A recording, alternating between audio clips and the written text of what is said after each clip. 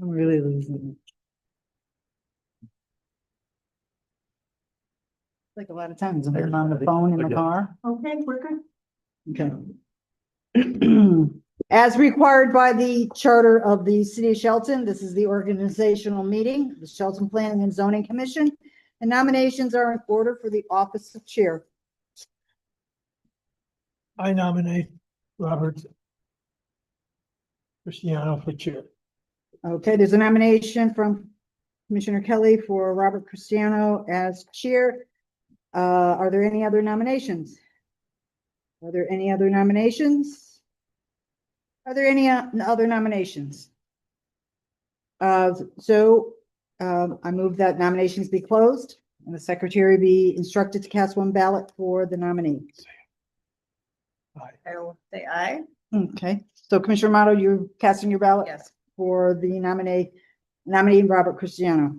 Okay, very good. So Commissioner Cristiano is declared to be elected to the office of chair. Congratulations. The ball's in your court. Thank you. Get a mic.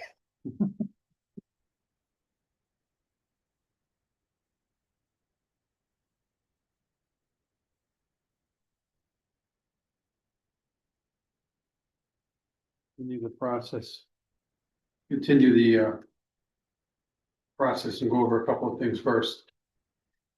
I move pursuant to the Code of Ordinances, Article 2, Section 2-28, that all meetings shall be conducted and governed by parliamentary procedure as defined by Robert's Rule of Order.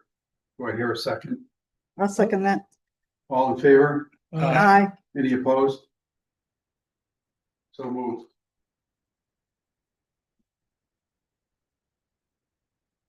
Move to adopt the Planning and Zoning Commission policy that allows a public comment at the beginning of each meeting. Those are regular meetings and any special meetings that may contain a public portion of up to 5 minutes per speaker, with such comments being summarized in minutes of the meeting. Further, any member of the public wishing to add more comment may do so by submitting in writing to the Planning and Zoning Commission. Do I hear a second? So moved, Mr. Chairman. All in favor? Aye. Point of order. Is that in the regular place on the agenda that we've been doing it? Did you say at the beginning Beginning, we're moving the public portion to the beginning. to the pink? Okay, Starting next meeting. very good. So want to continue with your vote? Any opposed? So moved.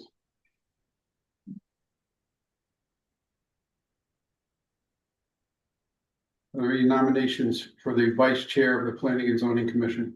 Mr. Chairman, I move that Charlie Kelly be nominated as Vice Chairman of the Shelton Planning and Zoning Commission.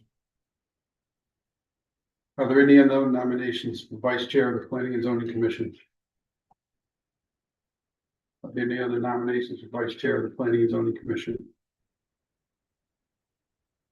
Hearing none. Make a motion to close the nominations for the vice chair of the Planning and Zoning Commission. Very second. Move second. we close nominations and the secretary cast one ballot for Charlie Kelly. Yes. Make that vote for Charlie. Thank you.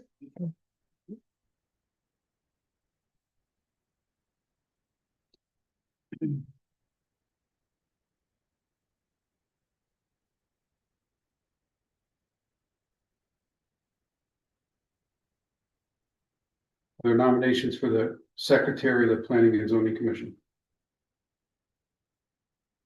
I'll move, I nominate rather, Commissioner Amato as secretary. Second. Are there any other nominations for the secretary of the Planning and Zoning Commission? Are there any other nominations for the secretary of the Planning and Zoning Commission? Hearing none, I motion to close the nominations for the secretary that the cast and have the secretary cast one ballot for the election of Wayne Motto for the secretary of the Planning and Zoning Commission. Pass that. Oh, She really wants to job. yeah.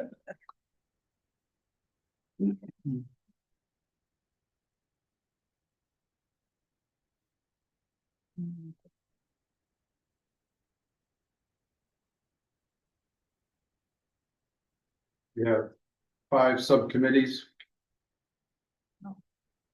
Be 3 commission members per subcommittee. First subcommittee is the sign committee. Commissioner Amato, Commissioner Kelly, and Commissioner Apple. The auxiliary dwelling unit subcommittee, Commissioner Amato, Commissioner Kelly, and myself. The smoke shop subcommittee, Commissioner Apple, Commissioner Harger, and alternate Commissioner McGee.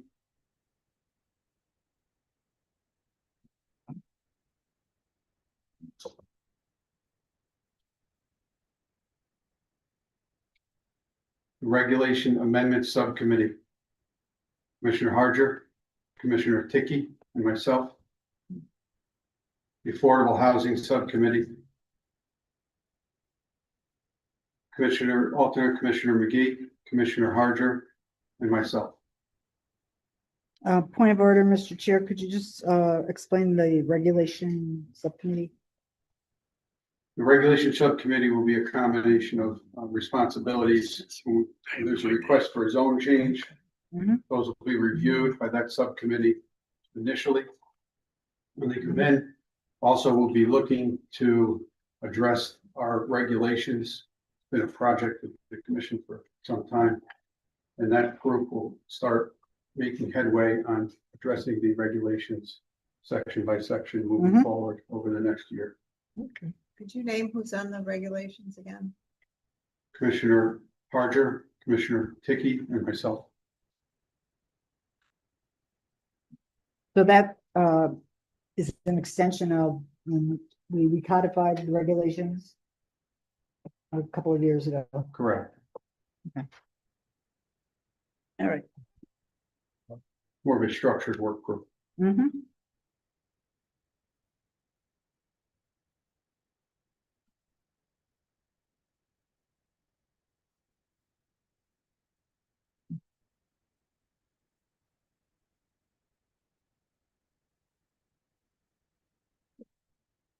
I'd like to make thank Commissioner Harger for her years of time spent on this commission as chairwoman. She has done a tremendous job in guiding not just the commission, but the changes in structure to the city of Shelton. To the folks who have spent time and served on this board, there has been obviously a change of members of the board over the course of years. She's provided her experience and guidance to folks like myself. I appreciate all that she's done. I appreciate that she's provided the opportunity for me to step into this role and remain on the board and assist in transition to this position.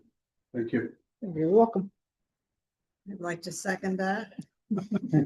Thank you, Commissioner Romano.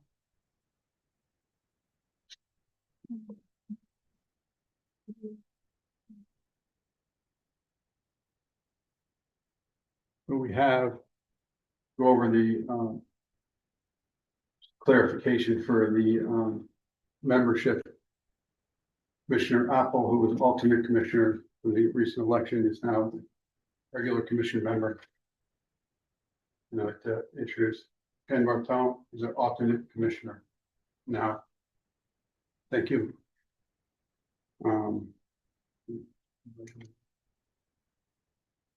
So to start our regular meeting, those who can, please stand and rise for the pledge of allegiance.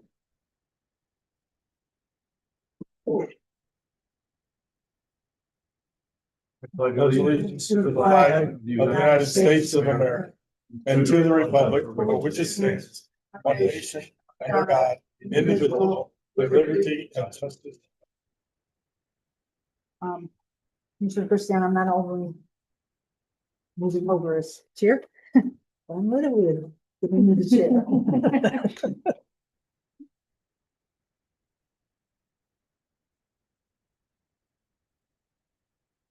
Okay.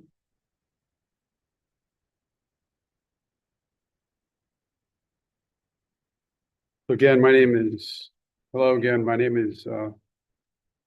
Cristiano, Chairman of the Shelton Planning and Zoning Commission. It is 6:10 on December the 10th. Ms. Castro, will you please call the roll? I'm going alphabetically. Commissioner Bertola, Chairman, Cristiano, Here? Commissioner Harger. Here. Commissioner Kelly, Here. Commissioner Motto. Here. Commissioner McGee, Here. Commissioner Apple, Here. Commissioner Tiki is excused. Myself, Alexandria Castro, Assistant Administrator, Dominic DeGangi, Professional Engineer, Present. Attorney Theodosio, Corporation Counsel, I am here. Ava Martino, our Land Use Assistant here. Our Recording Secretary, Nina Sonsini, Present virtually. and our stenographer, Stephanie Charbonneau. Present. In light of Commissioner Tickey's absence, Alternate Commissioner McGee, you will be seated in his absence. Please So acknowledge. acknowledged. Thank you. First item of the agenda is applications for certificate of zoning compliance. We have Commissioner Amato, we have it's my understanding that the sign committee met on two signs, 2553 and 2554. It's my understanding that the subcommittee met on December 2nd and both were recommending for approval. Is that correct? It could be. I completely missed that meeting. Yes, Oh, that's yeah. correct. And I think, Charlie, you attended, but, Right, Anybody and else? Mr. Charlie. Commissioner O. oh, we did. Oh, Yeah. Thank you both. We missed you. I was driving to the shoot. So, yeah. Commissioner Kelly, is that correct? They're recommending both for approval? Yes, it is. I do have a question about one of them. Are you ready? Go ahead. On the second one, which is the one for Tastio, Mhm. the only part that came in was for the sign above the door. There is a short monument sign in the parking lot adjacent to the left of the entrance. And I was just wondering if, there had been any move towards updating that one as well. At the moment, they did not. At the moment, they didn't submit anything for a monument sign, just Okay. the one above the door. All right, so, Commissioner, Christiana would recommend that the staff be directed to get in touch with the applicant to see if they're coming, that they're updating that one as well. Thank you.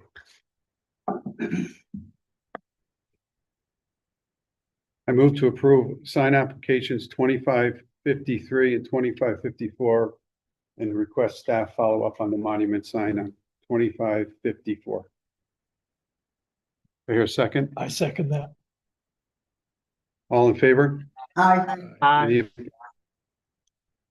any opposed? So ordered. Next item is 25-608 Randy England for 395 Shelton Avenue for accessory dwelling unit. The applicant here. The applicant has been promoted to a panelist and will be joining shortly.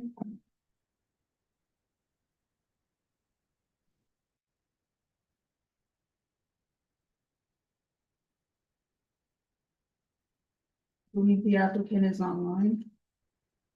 I'll have to pull up the plans for them. Application 25-608 at 395 Shelton Avenue. For this item was tabled on October 15th, 2025.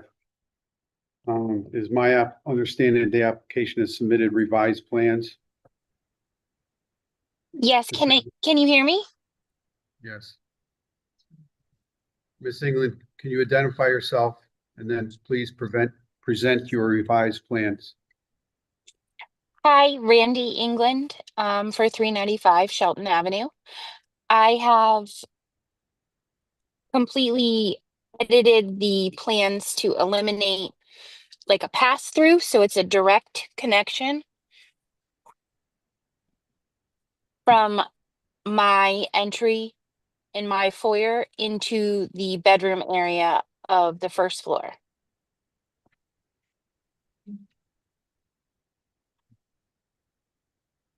That be enlarged at all?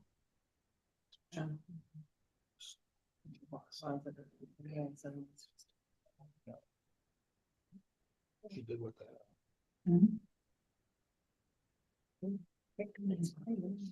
Ms. England, from your previous presentations, was that the only changes you made? Yes, And that's from the hall to the bedroom Yeah, and not through the closet. well, they set a closet on the side Okay. rather than make. Ms. England, do you have any other information to present to the? I Yeah. decreased the space of the closet. Unfortunately, with the connection between the first floor and my space and the second floor, there's limited connection, so I made it as direct as possible. Mhm. Thank you. Is that a So- here? I have a question, Jim. So how do you you go up the stairs and through that doorway where it says hall and you continue into the bedroom? Nope. My entryway is what I would call unit 2, and I enter through the patio, and I can take a left right into the first floor of the in-law space, which is the bedroom area. It's marked as doorway 2, I think. Oh no, I'm sorry. It says a 2, but it's goes You don't have a into doorway. Yeah. Swings on. Where? Right here, Chuck. See, there's a door here. Oh, You come okay, in and you can go in okay. this way. Well, it doesn't, oh, okay, all right, I see it now. Okay, So the entrance to the second floor is Is through the through the bedroom. patio and upstairs. yeah, through the bedroom though. Going upstairs. The entrance to the in-law is through the patio, take a left, go through the door, go down a hallway, and you're in a bedroom space. Not for nothing, but wouldn't it be better to change the bedroom to a den and the den to the bedroom?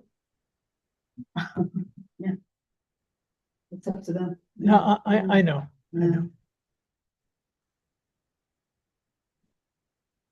Are there any other questions for the applicant? yes, it's unfortunately the way that the whole unit is designed. Sorry. Go ahead, Ms. England. The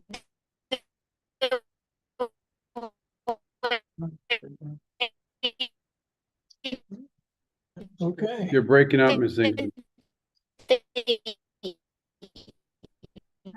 did she move?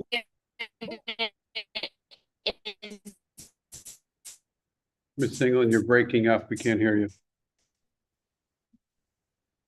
is designed, it would be that go through the front. So, can you hear me? I can hear you now. Okay, sorry. So the way that the unit would be designed, I did not want to put the bedroom in the front. I kept the way that the original house was designed, and that was kind of a choice for both myself and my mother-in-law. Mhm. Okay.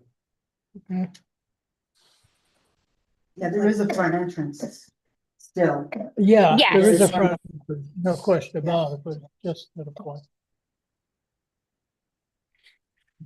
Anything else, Ms. England?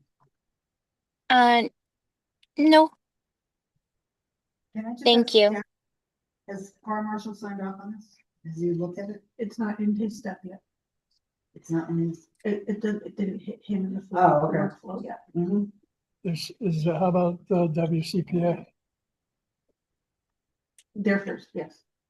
Huh? They're first, but they're on septic. So the septic. Oh, that was the okay, 100 all that right. was submitted prior. All right, and they have well water or regular water? City water? Well, Well, okay. Is staff satisfied with the changes? Yes. Mr. DeGangi, are you satisfied with the changes? Mhm. Does any commissioner members have any other questions? I I think we've gone over this Yeah, enough a few and made the times. changes that we insisted upon. How does the commission wish to proceed? Make a motion to approve, contingent on the fire marshal approval. I second that.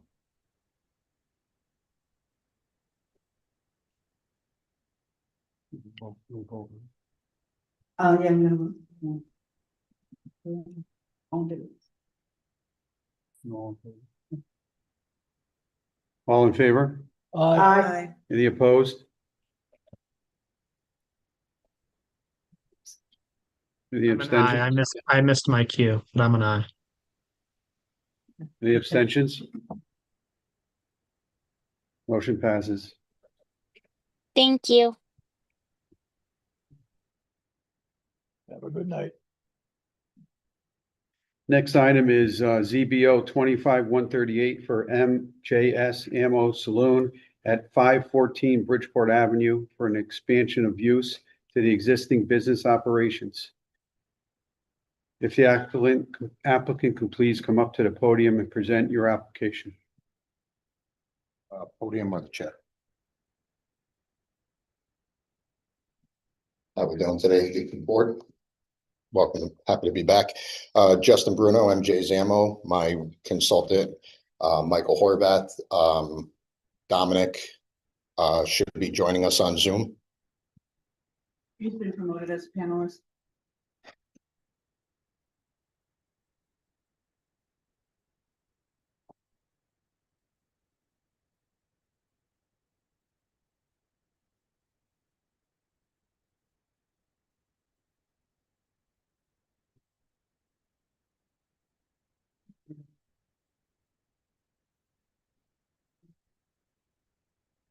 Hello, can you hear me? Yes.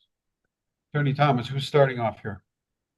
I'll start off briefly. Attorney Dominic Thomas, Conan Thomas, 315 Main Street, Derby, Connecticut, representing the applicant.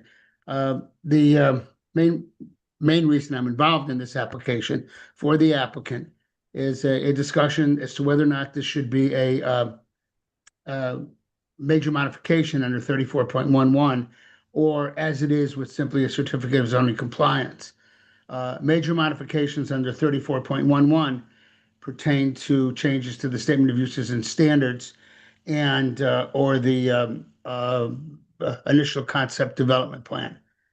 In this situation, the retail gun store was approved, I believe, last spring or early summer. And this is an application for an accessory use for a live fire range. And in your regulations, I'm sorry, in the regulations for PDD 48, obviously, accessory uses to the permitted uses are permitted in accordance with section 5.I in the statement of uses and standards. It is not this applicant's desire that the gun range, the live fire gun range, be a standalone use on its own, as his request is that it is an accessory use. And there are several reasons, some of which I'll briefly mention, but he could elaborate on, that it is connected to the business. So therefore, if the gun store were to close, the accessory use automatically goes away. And that is why it is being proposed as an accessory use. It is not open to the public. It is connected to the store. And he, as was explained when he was approved, Mr. Bruno and his business conducts training and certification for people purchasing guns and getting permits. And live fire, as he will explain to you in a little more detail, live fire is required. And live fire is also usually used when people are purchasing guns to determine if the guns are appropriate. There's a myriad of safety features and other construction features that are required in such a thing, but in such a live fire range. I can't point out to you, and I know it is irrelevant to this commission, that it exists elsewhere, but there is a Artemis gun store and with a gun range in Milford in a small shopping center similar to this, with all the protective construction and soundproofing that exists, and for the same reason and the same purpose, in that it is connected to the gun store, and the people that go to it have to become members and members of the gun store or purchasers in the gun store to be able to use it. You could not walk in off the street as a matter of public and say that I could use it. So I believe that the in accordance with the fact that it's been approved as an appropriate retail use, this is an accessory use, and it's related to the ultimate use. So with that, I would call upon Mr. Bruno to explain in more detail the relationship between the firing range and the training and sales that he's doing at MJ's Ammo Saloon. So good evening, everybody, once again. Back in March's zoning meeting, you approved my business. Yes, Please identify yourself for the record. Justin Bruno, owner of MJ's Ammo Saloon, 514 Bridgeport Avenue, Shelton, Connecticut, Unit C.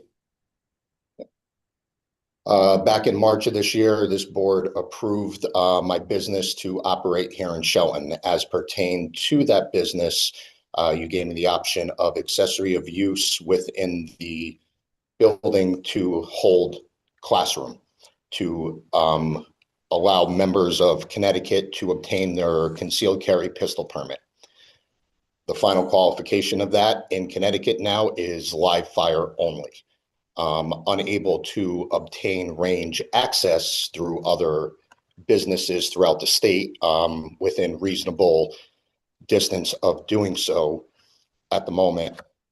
Courtesy looking to expand the accessory use of the business for having an indoor range.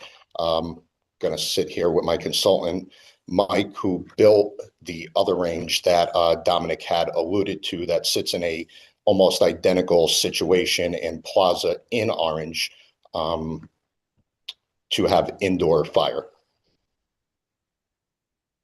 Can I just ask, you said that it's not allowed anymore? Was there some statute change or licensing change? So you used to be able to qualify with non-live fire prior to some time. Now you have to qualify with live fire per state of Connecticut. So Was that sometime before or after the approval on March 12th? Before. It's not something new. Knew when you came in that you were gonna need this. Didn't know that I was going to fully need it. Didn't realize that surrounding businesses would be unopen to working with a fellow business member to do so. So trying to find, I cannot go to other ranges and successfully qualify people for what you granted me the accessory use for. Even the one in Stratford? Correct. Yeah, there are shooting ranges in Bridgeport, Bridgeport, Stratford, Monroe. They do not want to work with other businesses and allow outside training or outside qualifications within. Where'd Shelton PD go? Where would Shelton PD go? So Shelton PD has a underutilized or underperforming, so to say, range at the moment. And I have spoken to the Shelton PD, who is in support of this to be able to come and qualify and train at my range if approved. So that way they do not have to spend the funds appropriated to revamp and upgrade their existing range that is falling apart. You don't have a letter of support stating that. Speaking to people, they would not put that in writing, but I do have the ribbon cutting with support of Deputy Chief, fellow officers, as well as Mayor Loretti at the ribbon cutting, who was also in support of this. Could you explain what you mean by membership? So basically, I'm going to turn that portion over to my range consultant, so that way he could explain all of the private membership, the certifications, and everything that every single individual that would step foot onto the range would go to, as well as being a certified range officer, certified in stop the bleed and other stuff. So I'm going to turn that over to Michael right now to answer any of those questions for you. How are we doing? You're good. And what was your specific question again? Please identify yourself. Sir. Mike Horvath. I am Justin's range consultant.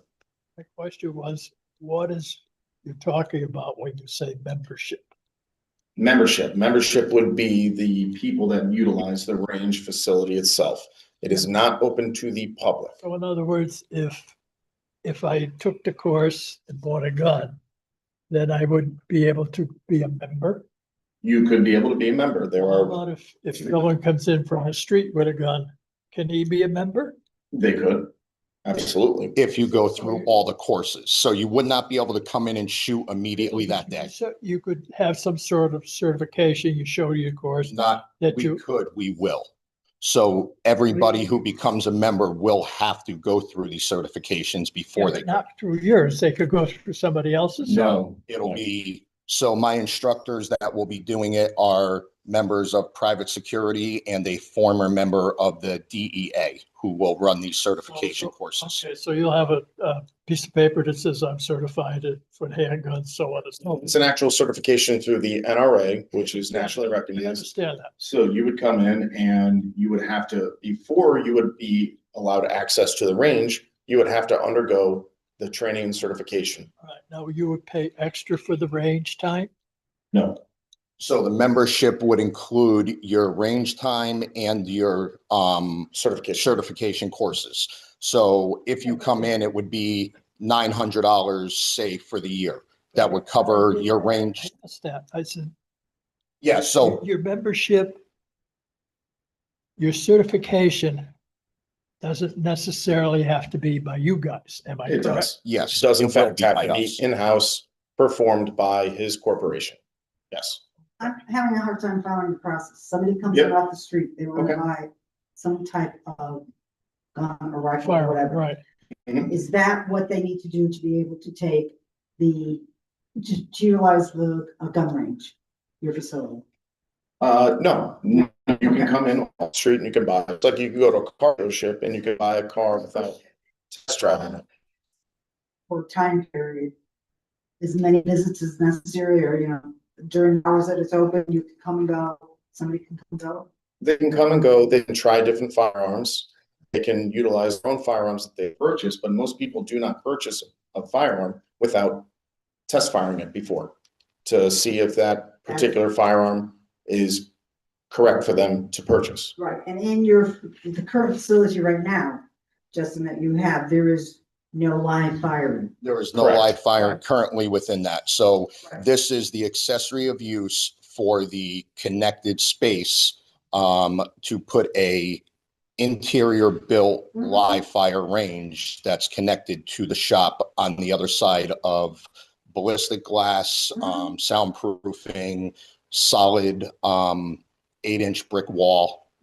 So this membership is a 1-year membership? It would be yearly along with your certification as Are you well. certified every year, or you? Yes. You will have to be recertified every year, just to make sure that you still know the proper laws, the regulations, the qualifications, and that we understand that you still know how to properly handle yourself on a range. Okay. Can you go back to what you're talking about is they're not gonna, did I misinterpret? They're not going to buy a gun unless they can fire it? Well, people do buy guns without firing it, and then Yeah. it's not the correct purchase they have, then, well, they're at an offset or a This financial is- loss.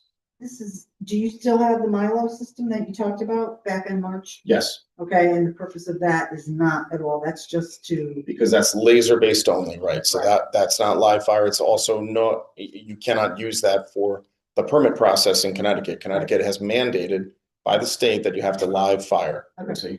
So if this was the situation in place, Justin, why wasn't this part of your original application? Did Because you I not did- have the space from the landlord or? At the time, this, the another tenant enterprise was looking to take on the whole space and it wasn't available. Oh. This space has now been made available. Enterprise did not expand as much as they had originally intended to the landlord, Mhm. and it left a void between us and them. So the space is now available. Okay, so this is to the left of where your. Correct. Your original. And Looking that's at, where- looking at the store to Yeah. the left, yeah, that vacant space, correct. Now, if you didn't get the space, what would you do?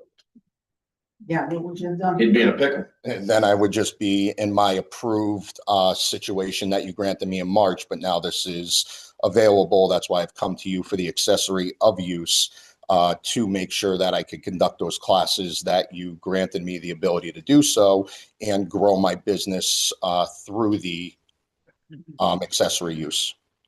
In your So- application, you provided a document from your landlord which indicated he supported the gun store, but you haven't supplied a document that says he supports a live fire range. Is there a reason for that? I thought I submitted the proper one.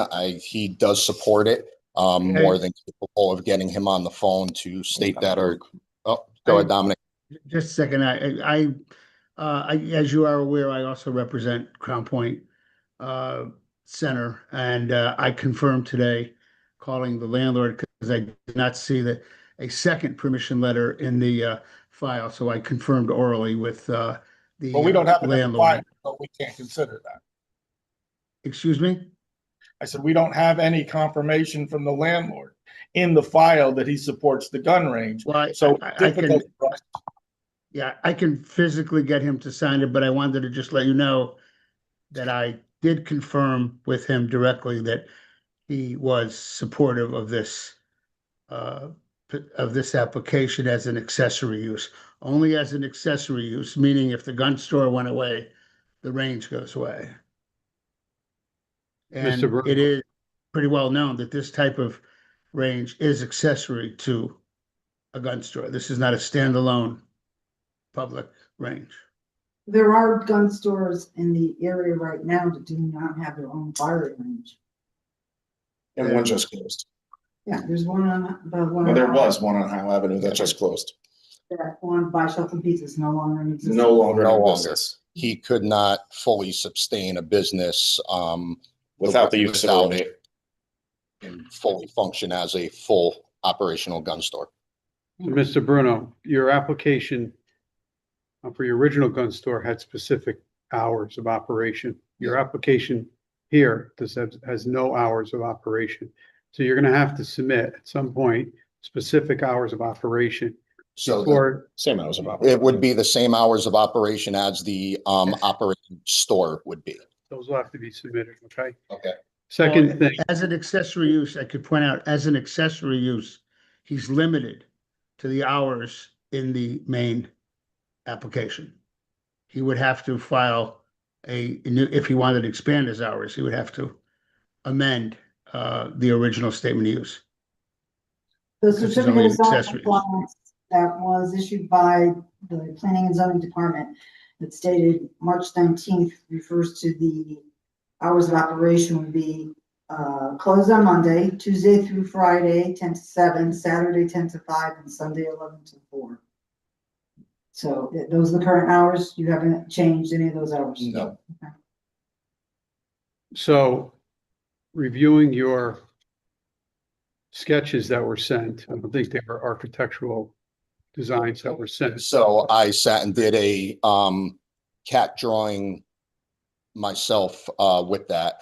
The reason being is the range company, which I do have a now outline with everything that was also emailed to Dominic, which was put together. They will not do physical renderings until contracted upon approval. So I do have the specs of everything. If you'd like to talk about the specs of it, from the ballistic steel to the soundproofing to the 8-inch block to the eco-friendly renewable rubber berm backstop.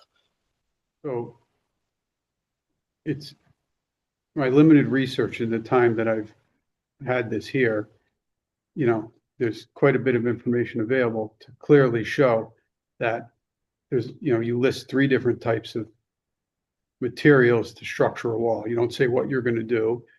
you put an option in what you say on the northern wall that separates your range to Enterprise, a solid block of steel plate and a rubber ballistic. Those are three totally different materials, right? And I'm sure, I'm not telling you I'm an expert at all, okay, but I'm sure anyone can figure out that sound travels quite differently through solid material and not solid material, okay? My concern, considering what you're submitting, is that your proposal doesn't insulate all three walls, okay? I understand the backstop is a different type of area, but the northerly wall to the Enterprise, the wall separating the range in the store, because that wall then carries over into the restaurant, and then the wall behind the shooter, which carries out into the parking lot, okay? I'm less concerned about the safety aspect because the state regulates the safety portion, and your instructors and so forth and are trained, and your customers are going to be trained and certified. My concern is about the sound that we're going to be having to deal with, both inside the facility and, more importantly, outside of the facility. We have a pre-existing business Enterprise to your north, and we have a restaurant that's to the south, and gunfire is distinct. Absolutely. And if you're having gunfire all day long, whatever your hours of operation are, that's pretty distinct. What you didn't include is what caliber, okay?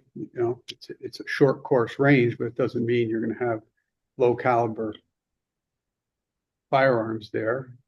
Handguns could be, as you know better than I, all sorts of caliber. So, you can have a tremendous difference of noise being produced from there, which is concerning. And again, I'm not familiar with this Milford location. Is your intention to have a company come in to do some sort of acoustical analysis Yes. prior to this? We have retained the services of Vibra Sciences, specifically Joseph Fattor, who's the president of that company. They're located in Brantford, Connecticut. He's a personal friend of mine. He is currently working on the indoor shooting range for New York State Police in New York. That will be the sound engineer that we will be using on this project. Okay, I appreciate that. And on your drawing, to give you just a little backup, I know you said you saw three different things. Well, those three different proposals were before the range company specified what they require, which is an 8-inch solid CMU filled wall in all four directions. Basically, you're building a building inside of a building. That in and of itself lends to sound attenuation, which will dampen noise between different areas. In addition to the soundproofing, the sound engineer puts in place on top of that. That sounds more what I read and is appropriate, which we don't have here today. I Okay, have it right here for you. has to be, well, to understand, it has to, No, but understand that has to be presented.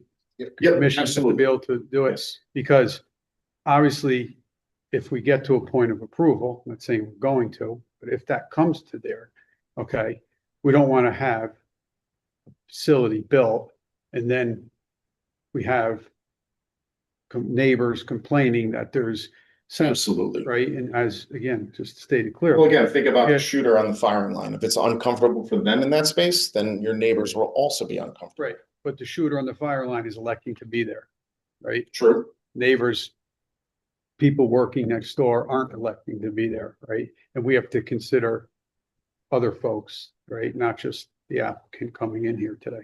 So I can tell you that we're going to need some very clear information presented to us that's going to show how that's measured. I'm assuming there's companies that do that. It's clearly measurable, right? Absolutely. That's what The, I'm going to request that comes back before us for the next time you're here. Mr. Chairman, you are correct in that. To be honest with you, I've dealt with the same in a completely different situation. I've dealt with the same Vibra Sciences. They were an expert in one of the cases. And what can be done, believe me, I'm not a person who goes into gun ranges or anything like that. The last time I fired was probably 50 years ago in the armies. The sound engineer, the sound technician can do, he has to establish the various layers and the various layers next to the block that would be required to reduce the sound output outside to a certain decibel level. And that can be done. And I think they would be able to easily present that to you. Normally, you try to reduce the decibel level to somewhere in the neighborhood of 60 decibels outside. 80 decibels is a vacuum cleaner, 60 decibels is the conversation you and I are having. So that is the range that that they would be looking for as it emits out to the, as you said, to the three sides. Thank you, Attorney Thomas. Again, that's the information I think the commission's going to need to make some sort of sound decision for that aspect of the application. Commissioner Apple. Mr. Chairman, I really believe that this is a major modification of the PDD, given the fact that our approval specifically said that live fire testing should be taking place. And if we're going to reverse ourselves on that, I think this is much more than an accessory use. I think we're going to need a new application that shows all of the things we're trying to talk about here this evening. I can, to comment on that, I specifically remember this application because I believe I specifically endorsed it on the night that it was processed.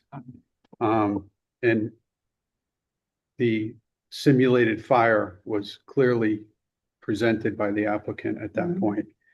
I'm not certain if the live fire was presented at that night, what the commission would have done, but it is a significant difference. And I agree that it is a major modification, right? Well, A public hearing. It's I think it would it's be helpful. You get information from other people as well as applicants present, I think. The other thing, I'm still going back to this not open to the public statement.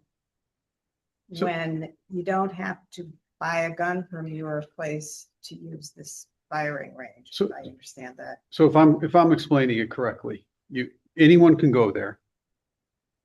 But to go there, you have to pass their safety program Right, but it's So- open to anyone to go to there. anyone, right? But Right. you still have to pass You their gotta join safety. their club. You have to pass their safety program, join their So club, so to speak, and you can maybe go just a there. matter of right? language, but to say that it's not open to the public, I think is Well, misleading a little bit, so. Is that safety program conducted in the classroom? Yes. In your, So your typical Inside range in Connecticut, you could walk in off the street, not purchase a membership, rent an hour of time, have no safety training, and be allowed on a range in Connecticut at your own cognizance. This here means you have to come in, you have to sign up, you have to come back at a date, take a course, be certified, pass before you're allowed to go. So it's not just letting anybody from the public in off the street. I see How what you're long is saying, this but it's- course? So they're typically 8-hour courses. essentially, our chief, had the applicant mentioned it was Saturday, Sunday. Yep. So your So typical essentially- so essentially this makes it a safer environment for the person as well as the other. it makes it a safer environment for everybody, the person next to them, the person shooting, anybody that comes into the building, everything. And indirectly, you're forcing more gun safety on the men. Yes. It exceeds what the state of Connecticut requires. I have a couple- Mr. Chair, quick question. Yeah. There was there was reference a couple times to a shop in it was either Milford or Orange that this would compare to. What shop is that? So It's Artemis. Can I screen share? One more. Alexandria? 1 second. sir. Artemis? Armin? Artemis. Artemis? Okay, you can try now.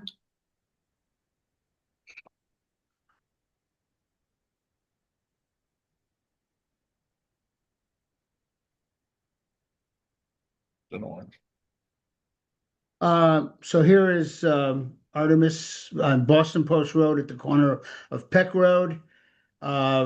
Sort of diagonally across from the soon to go out of business Orange Trader Joe's, because everybody will be coming to Shelton. And there's the Artemis store, and you can see the shopping center. Artemis is located in this position, adjacent to other stores. And Michael, you can correct me if I'm wrong, the gun range goes out along the back, correct? So if you look at the building, you'll see those 3 lines of ductwork that feeds the range to ventilate everything with the HVAC there.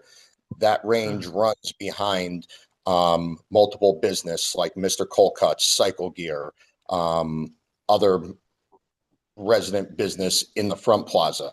You enter Artemis through the corner, which then from there butts up against a hair salon, a karate studio. So that range and that gun store is completely immersed and surrounded in a shopping center with high traffic and other businesses fully around it. And it is fully safe and secured. Mr. Chairman, I just had a couple questions. If the applicant, Alexander had asked if you could put this up on the screen, if you could just clarify once the diagram comes up on the screen, where's the entrance and what direction are we doing this? So how, as it sits, is the range that it would go.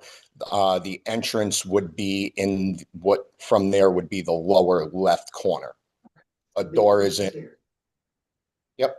And that would be a ballistic door that would enter into there from a vestibule area to complete an airlock. So that way no contaminants get out into the store or anywhere in the ventilation. So there's a door from the sidewalk goes into a little vestibule? Nope. No? Yes, so the main store will go into the vestibule, which then will have into the store, which will then go in and then to the other one. Oh, so this is connected interior. Correct. That's why thus why it's an accessory of use and only during the hours. Space here, post shooting range is here. Correct. To go in, you have to go in that way. And so this is the portion to the right, that is the rear wall that faces the cliff. Correct. Okay. Yep. All right. The other thing is, when I went back and listened to the YouTube recording of the March 12th, that's where the NILO system was clearly mentioned. And at the 21, 41 or 42 minute mark, when we were discussing the actual approval, that language that was going to be given, it did come up with non-live fire was stated. So That's correct. That's it's a laser-based only training system. So the non-live fire is in the current non-structured format for it. This would be in an accessory use formatted for it in its own internal structure. Third thing, I just want to suggest to the chair and for the rest of the commissioners to consider, a number of years ago when the Big Y Shopping Center was under construction and the proposal for my salons came in, that was a concept that we had never had here in Shelton. And we were really uncomfortable the way it was being presented as private rooms.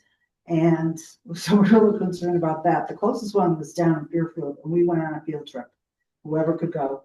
And seeing that the one down in Orange isn't that far away, and then the shooting ranges in Bridgeport, Milford, Bridgeport, Stratford, and Monroe aren't that far away. I really would recommend that a site visit be done by the members of the commission. I'm not at all familiar other than looking at pictures.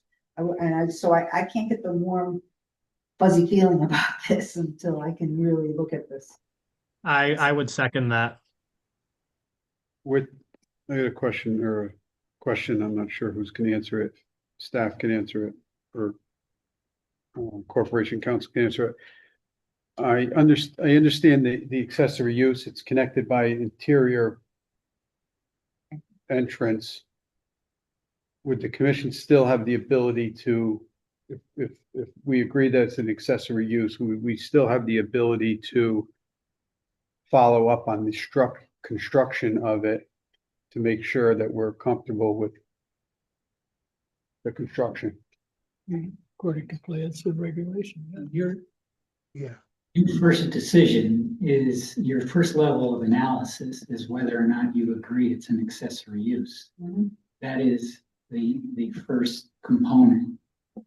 After that, you have the full discretionary authority to regulate that accessory use if you've made that decision to the max. One other point that thought that I just had to is many times in the past when there have been all different types of developments, we have asked the applicant to supply us with samples of, let's see what the kind of material you're using on the outside, the brick and all that. And you have indicated on your diagram, rubber shooting burn, ballistic rubber blocks, and anything else. If there's samples of what the heck that stuff is, that would, I think, ease my mind as to the extent that this is going to be.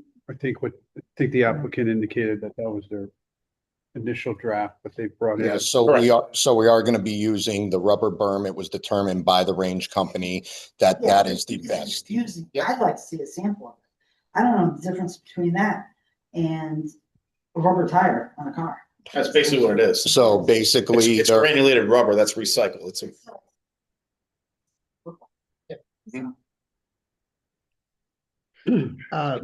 if I may, the key with these elements is the impact upon the decibel level of the live fire to the outside. And that we talked about, because it sounds like we're going to be doing research and requiring other stuff, because the new specifications are different than what you have before you on the screen. I think it would be, again, take the position, it is an accessory use. It's accessory to the use. I just point out that a major modification is when you change the statement of uses and standards, and you don't want to do that and make it a standalone use. So you do have the control to be able to take this use and make sure it is constructed appropriately for the, as was pointed out, for its impact outside of the confines of it. And that can be easily addressed as to what, if you want to see, I'm sure, hopefully they can provide you with a small sample of what you want to see of how it's done. And maybe Vibrosciences can give you a short report as to what all of these things will result in the decibel level traveling. Because hopefully you're satisfied with the safety features that they have shown you. Wouldn't the drawing of the cross sections of the material you use? I mean, all you got is a one-line diagram. So those cross sections in the breakdown that was provided yesterday via the Range Design Company, they are solid. They do have hiding properties, so that way the fire from one lane does not interfere or distract the firing of an individual in the other lane. It breaks down its thickness, the AR steel that is in between it, and what it's capable of stopping, and all that information for you. Yes. Do you go to trade shows, big trade shows where there's different manufacturers there? There's such a thing? No, there's not really such a thing. It's so specific, it's so niche that it doesn't really exist.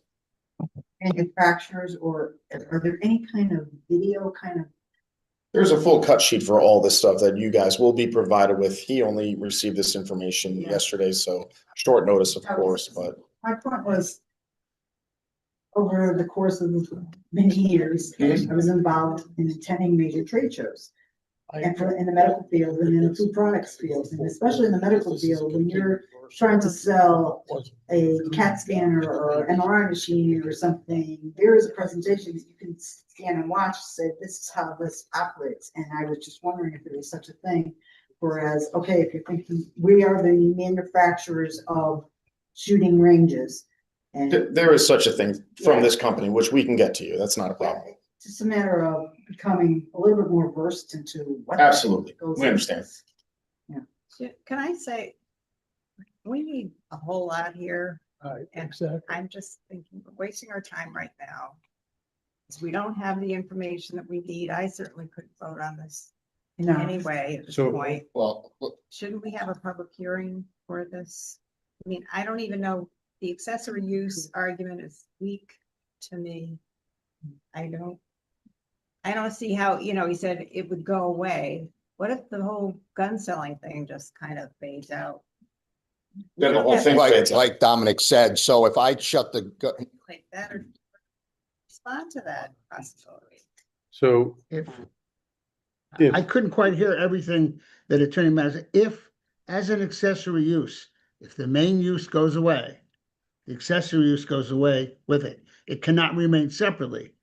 If, however, you put the live fire range as a specific use under Article 5 in the Statement of Uses and Standards, then it stays. We can tie it, Bill, we need to have a public hearing for the neighbors. Yeah. We have not heard from the neighbors and we're completely reversing Mhm. our position. And I think that's a problem. I would suggest asking Attorney Teodosi just to verify the fact that the commission can call for a public hearing on anything that comes before us. So it wouldn't be, it's not usual that that happens, but it's definitely permitted. And yes, having the budding property owners and people in the area having the chance to comment on that, I think is something that is definitely warranted. So I would move it to table this particular application and have staff be directed to put this on work with the chair and that, put it on the agenda for a public hearing. But the tabling means we're still considering it as an accessory use. Right. Because to me, we're reversing our decision of March 12th completely. I don't see it so much as reversing, it's. No live fire. Yeah. That was what was in the. That was the approval. In the approval. Right. There was talk about no live fire. Right. So we're reversing that decision. It's And that's a amending. major decision. Commissioner Raphael, not so much reversing it, it's amending it. So, Well, but either no live fire or live fire. Well, if I may, in March, the live fire was not feasible. There was no ability in March to have a range. Physically, there was no space to do it. So that was not an issue. So in order for them to do it, now that there's space available, they have to do what they're doing, which is file an application and come back to you, treating it solely as an accessory use. So that, because back in March, there was no space. At that point, Enterprise was going to take it right up to it, and they abut Wyokanji. And the space in between the two, I believe, was Taylor Fitness, which had just left at that point. But Enterprise was going to take it, so there wasn't an ability to.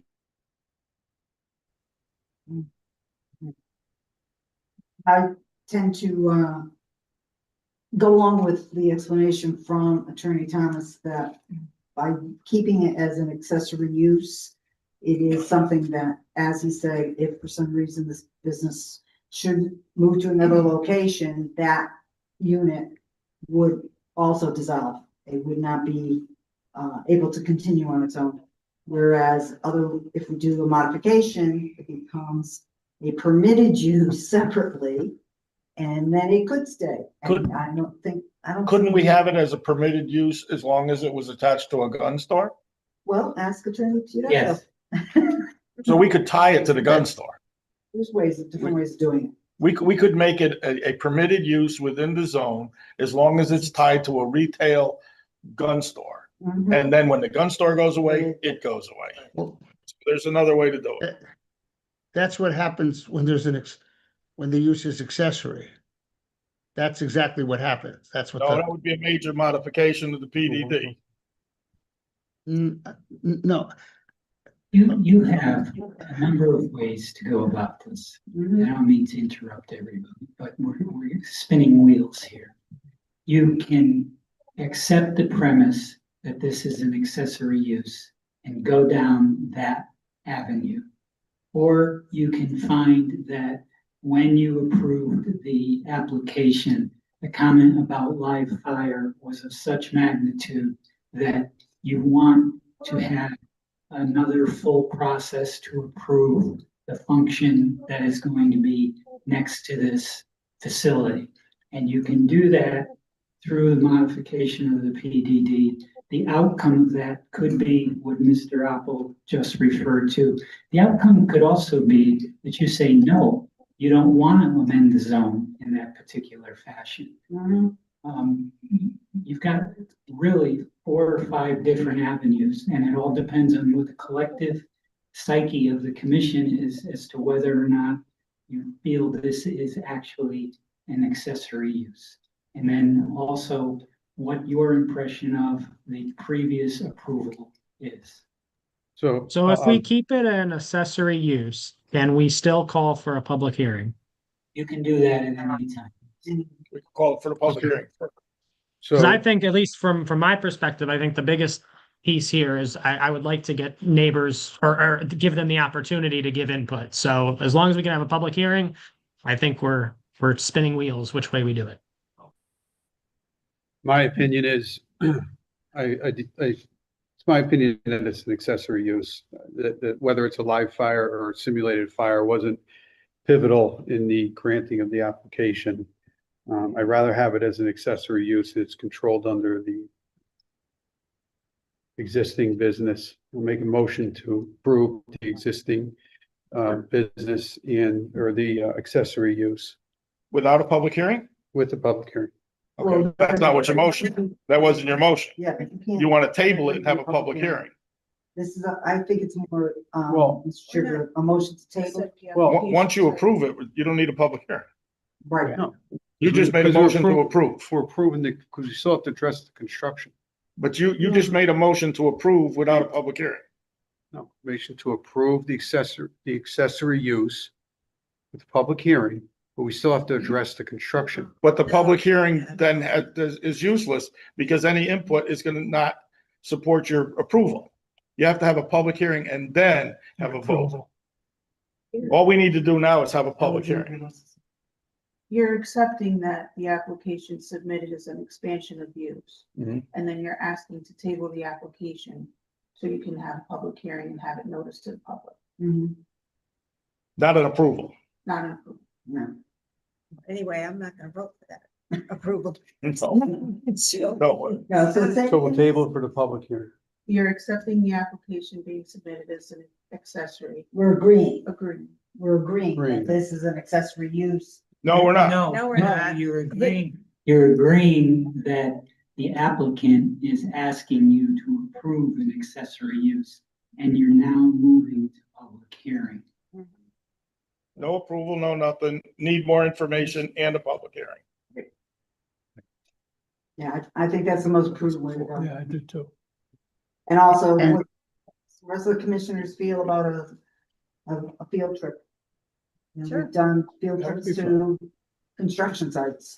Can I ask, is the owner of that orange shop going to allow people to see it? I have no idea. Given all the safety concerns, Yeah, I I know. might say, Yeah, I can't. You're right. Are any of you permit holders? there are pictures online Well, there you go. of the interior, but still, You can look into it. yeah, exactly.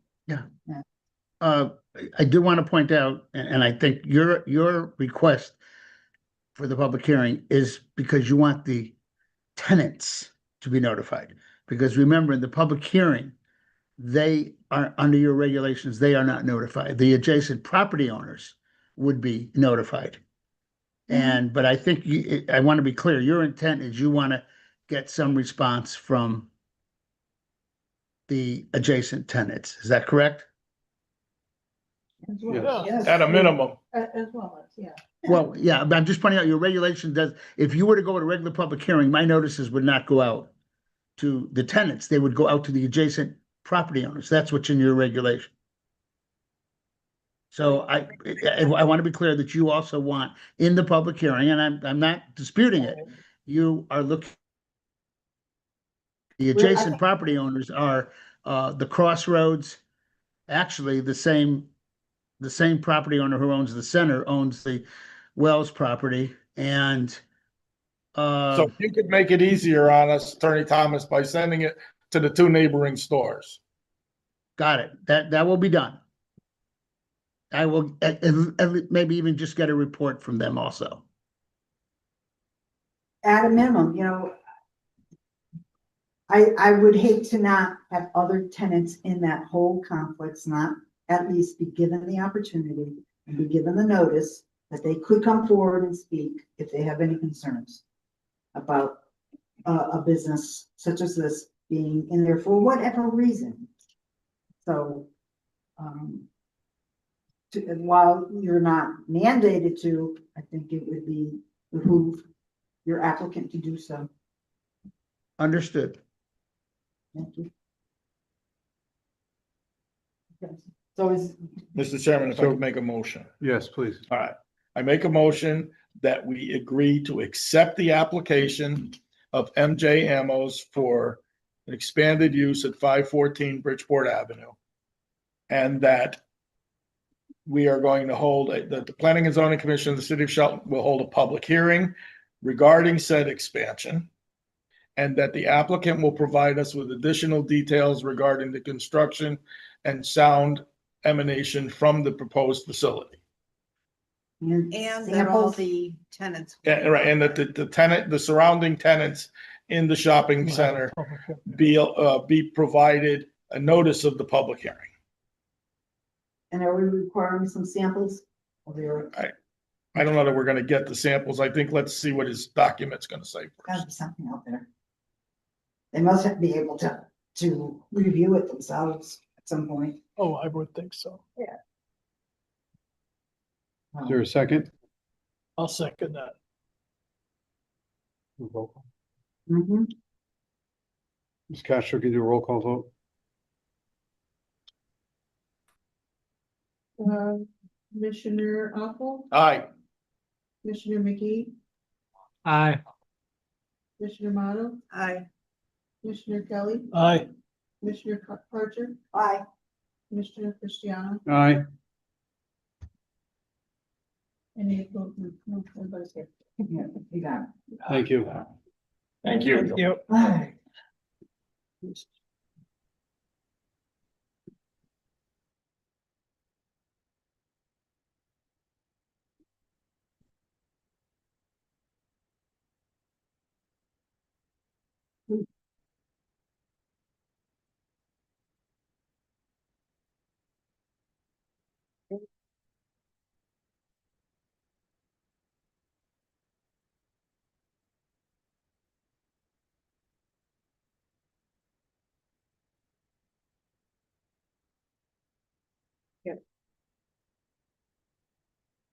The next item on the agenda is application 2520, Chris Russo for 2224 Constitution Boulevard LLC at 2224 Constitution Boulevard for approval of a zone map change from R1 to CB2 for a parcel located within the restricted business district overlay zone. Commissioner Motto, can you please read aloud the legal notice?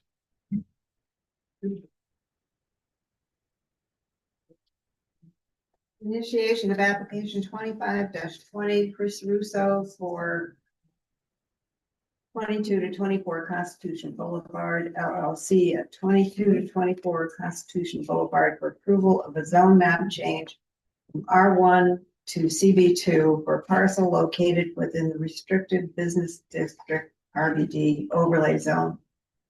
Property is generally bound as follows: northerly by 32 Blacks Hill Road, easterly by 16 Blacks Hill Road, southerly by 56 Blacks Hills Road, and westerly by 51 Blacks Hill Road.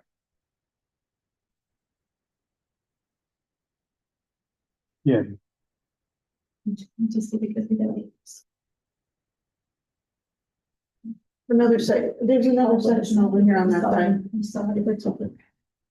Yes, I will do my best to share on the screen. I don't understand why not being in others. Sir, sir. You have to stand. Chairman, members of the commission, my name is Raymond. Go through the protocol for the exhibit. Sorry. Got distracted, sorry. People on Zoom, I guess.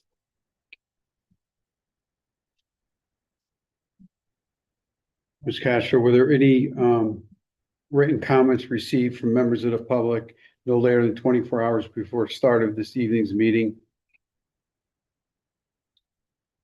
What was submitted from the public is uploaded online. Would you like me to read the exhibits into the record? Yes, please.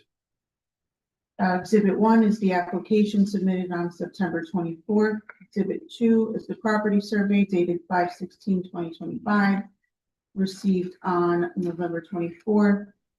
There's the zone change map dated August 22nd, 2025, received on September 24th. We had the list of 500-foot adjoiners submitted on September 24th. We have the referral submitted to NBCOG on September 26th.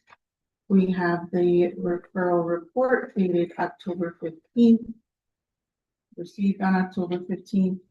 We have the photos, the public hearing sign photo uploaded on November 25th. We have the copy of the notification letter submitted on November 25th. We have the list of abutters within 200 feet that mailings were sent out to, submitted on November 25th. We had the copy of the certified mail list dated 11/25/2025. Submitted today were 3 colored GIS maps, site photos, and a contract for the sale of the property. Thank you. So the applicant and or its associates will make a presentation. Planning and Zoning Commission can ask questions during the presentation or in its conclusion.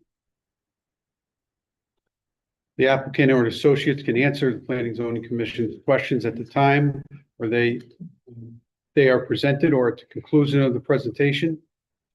At the point of each public hearing, when the chair asks for public comment, the speaking order will be, we'll go through this later. It'll be official, public officials and then regular public thereafter.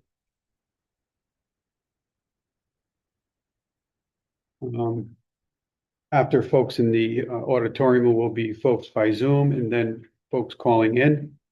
Each speaker will have 5 minutes to present their comments, which will address specific criteria to the zoning regulations and the merits of the application and any new information, not a repeat of comments presented by a previous speaker.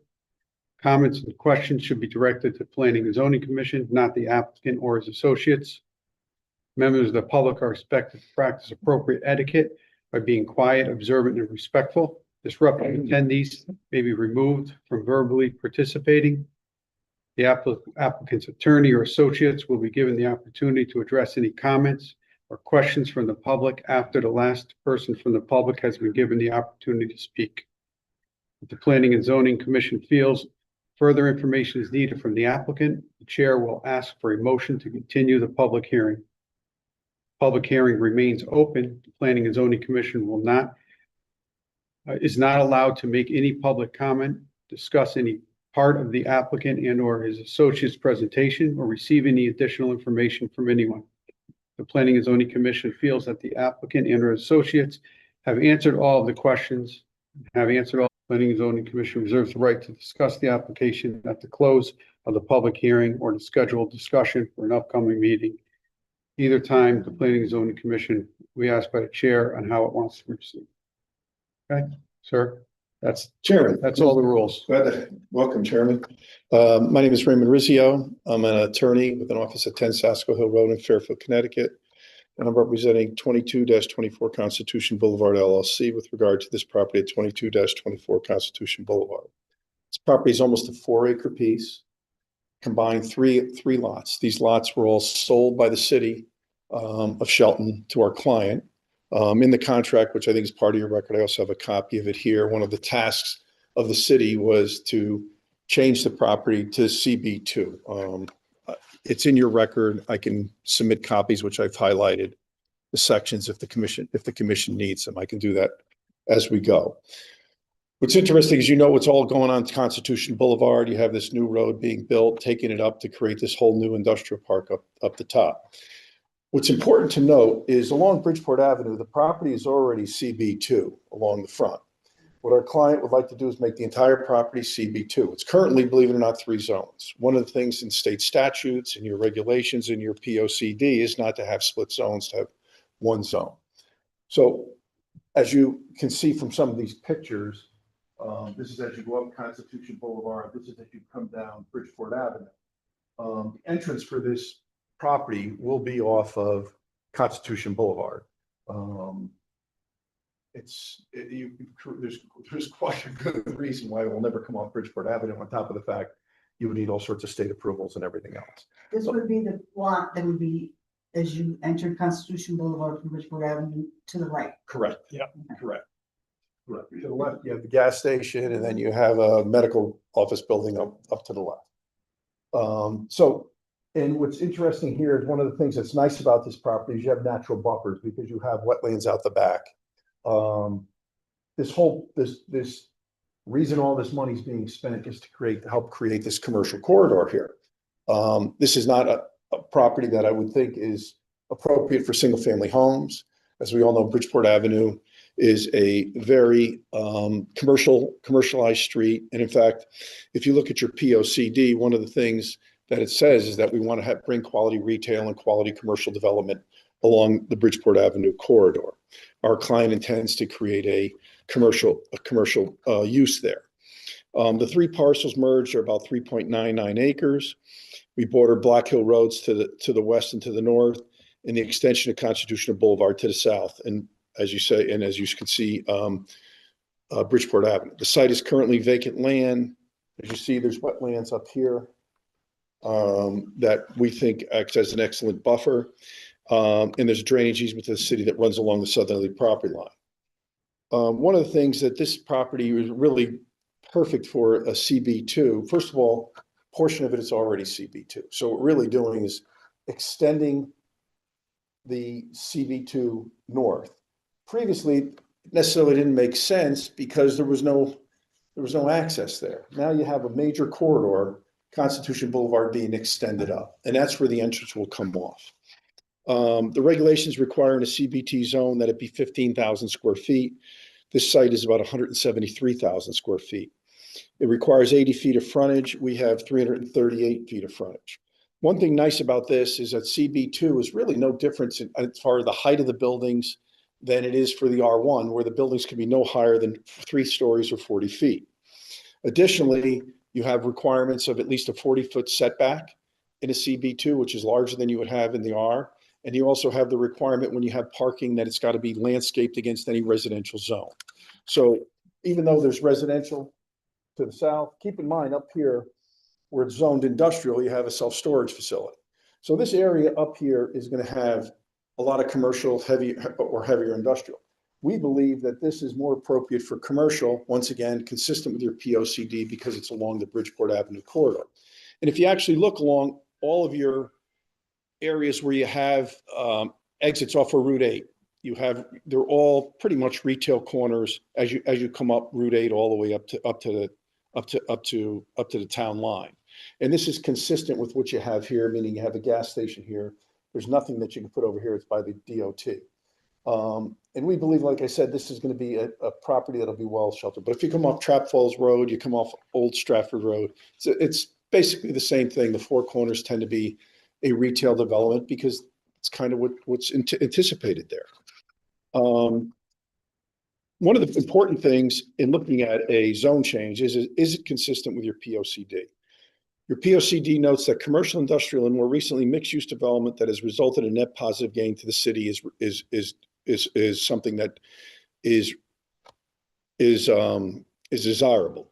The POCD further state is now the responsibility of the commission to continue with guiding the future of economic development to support the balanced grand list. It also says that the most recent and foreseeable time periods have shown that the need of quality retail and commercial development serving the needs of the Route 8 corridor as well as the city in general. We believe we satisfy all of those requirements. We're looking to establish commercial and retail potential on the site. The location is one of the city's main commercial corridor, or certainly the main retail corridor, which is Bridgeport Avenue. The site is essentially the first site on Bridgeport Avenue from exit 11 on Route 8. The site is easily accessible, promotes POCD's overall goal of economic growth. The site is surrounded by commercial developments. The Shelton Medical Center condo and the gas station located to the south. There's a self-storage building to the north. We believe that, keep in mind, any kind of retail, anything comes back before you, comes back obviously by way of special permit. So we have to make sure that everything's adequately buffered, that there's no impact or negative. We have to prove that there's no negative impact on adjoining properties and things like that. So this is merely just to give us the ability to come back to you. The intention, I assume, why this was CB2 all along was basically to treat Bridgeport Avenue as your commercial corridor. Sorry. Normally you just knock over the microphone. Now I'm working on the easel. So this is, we think, the perfect location for it. If you look at the site, it's interesting. So you look at the site, you have CB2, right, which is where the city owns the property along Bridgeport Avenue. Then you have R1, and then you have RBD. Now, keep in mind, that all made sense when you did not have this corridor up the top. The whole reason for developing this is to access all of that land in the rear so that we can have commercial development. One of the things you like to do, and what has been done so successfully in Shelton, is your retail development and your commercial development along Bridgeport Avenue, supporting all your office industrial growth in the rear. And that's worked basically on every exit as you proceed north up Route 8, and we're looking to continue the same. As I said, there's some residential properties to the north. They'll more than likely be buffered, and I'm sure that will be your charge when we come back before you with any kind of special exception. The application, as I said, will eliminate all current split zones. So what's important under your POCD and your regs, and discouraged by case laws, we do not like to have split zone properties. The property now grew from like a half an acre along Bridgeport Avenue to now almost 4 acres. And we believe that it still has that Bridgeport Avenue presence. And if you look at most of your developments, this is only going 400 feet deep on a commercial corridor, but the properties that are off your other exits go roughly 1,000 feet. They go much deeper. So this is really, we're not going to push back into any residential corridor here, as this is all going to be commercial and industrial as it goes up top. Designated the site CB2 will create the uniformity of the site along Bridgeport Avenue corridor. The site's current zoning stands out as one of the few breaks in the Bridgeport Avenue commercial corridor. You still have some older homes sitting on Bridgeport Avenue, but for the most sake, as you go from north to south along Bridgeport Avenue, that is the bulk of your commercial corridor, supporting all the residents and the businesses in the city that are located behind the Bridgeport Avenue corridor. The commercial zone is deeper and sometimes significantly deeper on the western side of Bridgeport Avenue on Route 8, some well over 1,000 feet. As I said, this only extends about 400 feet. I can talk to you basically in our contract, when our client bought it, they talked about tasks of the city, and I folded over the page. It says, upon full execution and delivery of the agreement, if necessary, seller shall petition the Planning and Zoning Commission to rezone the property as CB2, such that uses allowed therein shall be permitted by the site plan approval. The idea is when this property was sold off by the city, to create, once again, supportive retail development for all of the development that's going to go as Constitution Boulevard gets extended upwards, let's call it to the west. The dates of those land transfers. What's that? What were the dates of the conveyance? The dates were about six months ago. June 30th. Yeah, about 6 months ago.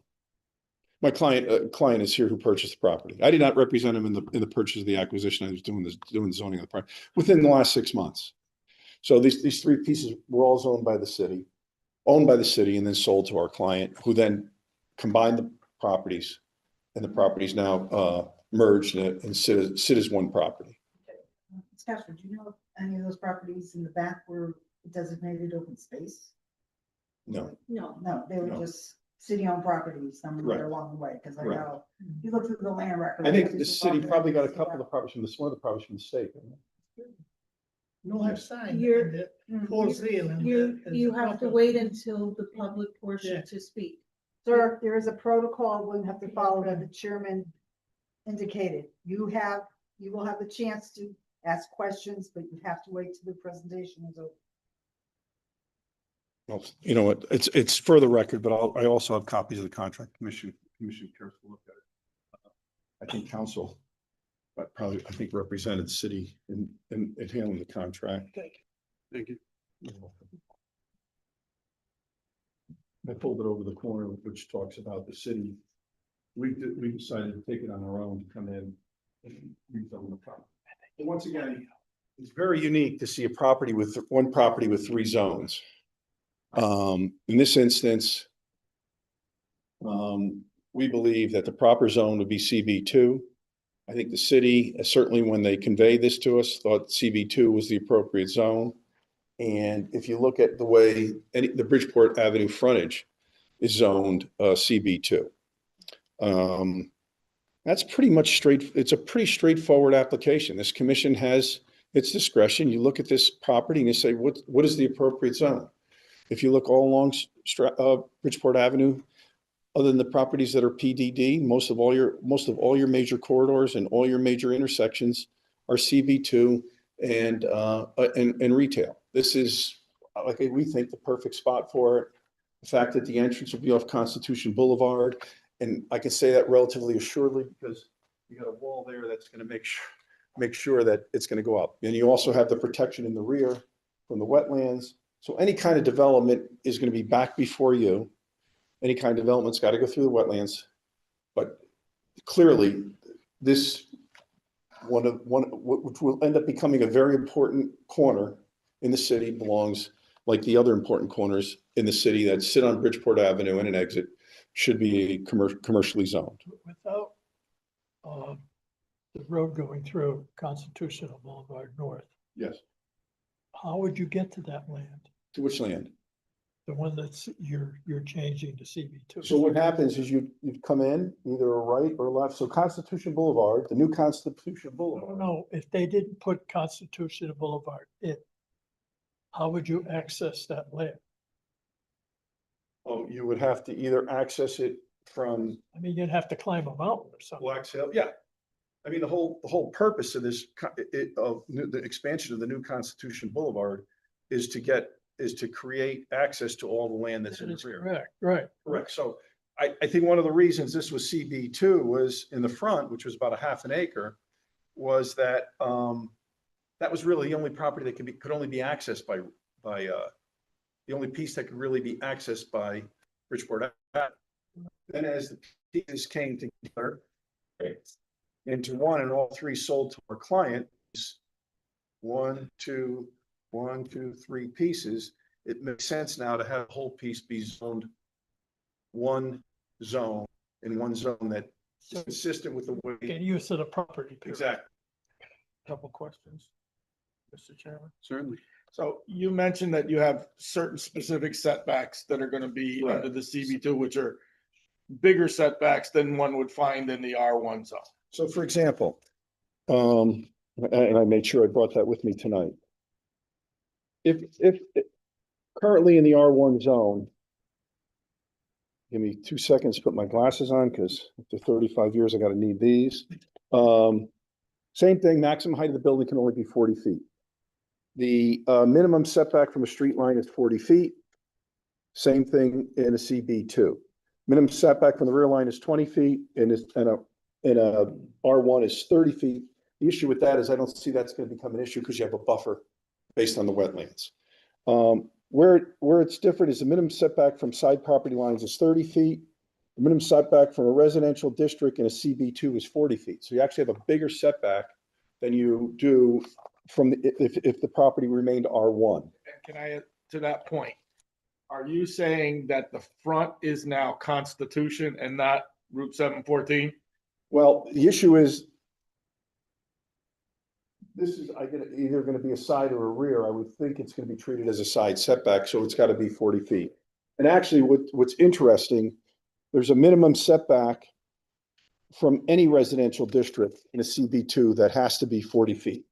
So 40-foot buffer Yes. around the entire parcel. correct. And then you also, if there's any parking, the parking is required to be landscaped, any parking that's adjacent to a residential border. And that will be totally under your control, where you can require a landscaping, you can require a landscaping bond, you guys have know all about that.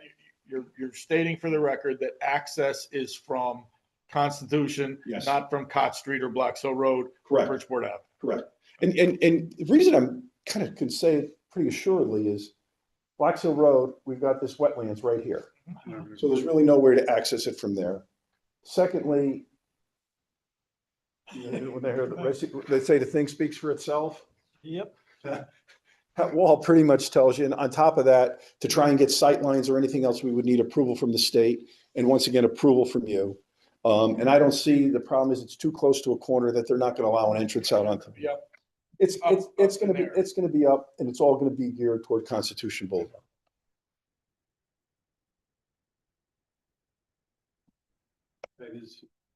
Any commissioners have any other questions?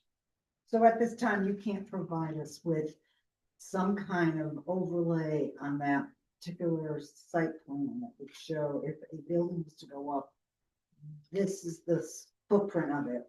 Well, here's the issue. You have a couple things. You have wetlands that comes through. Right. So we either have to get wetlands approval for a crossing.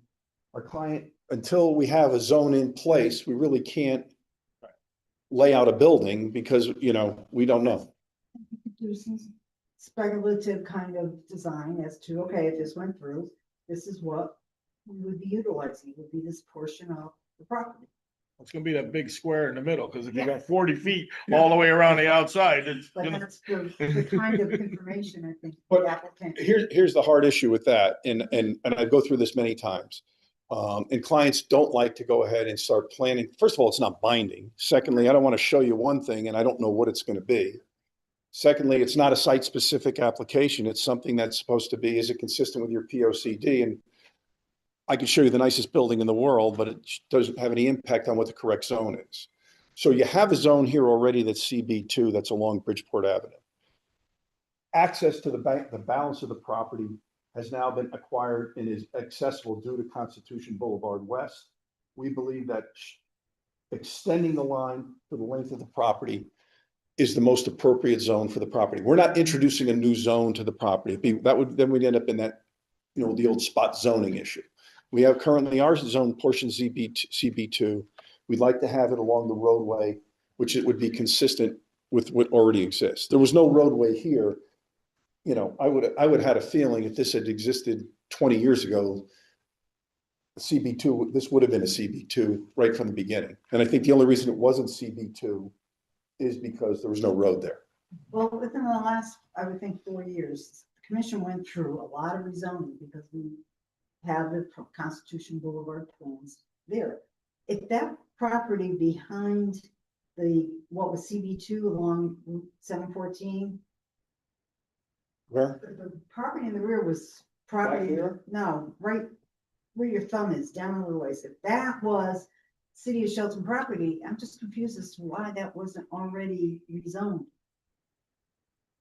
Probably at the time, I don't think anybody's extended the effort because there really was no roadway. This is the first time you've got a roadway.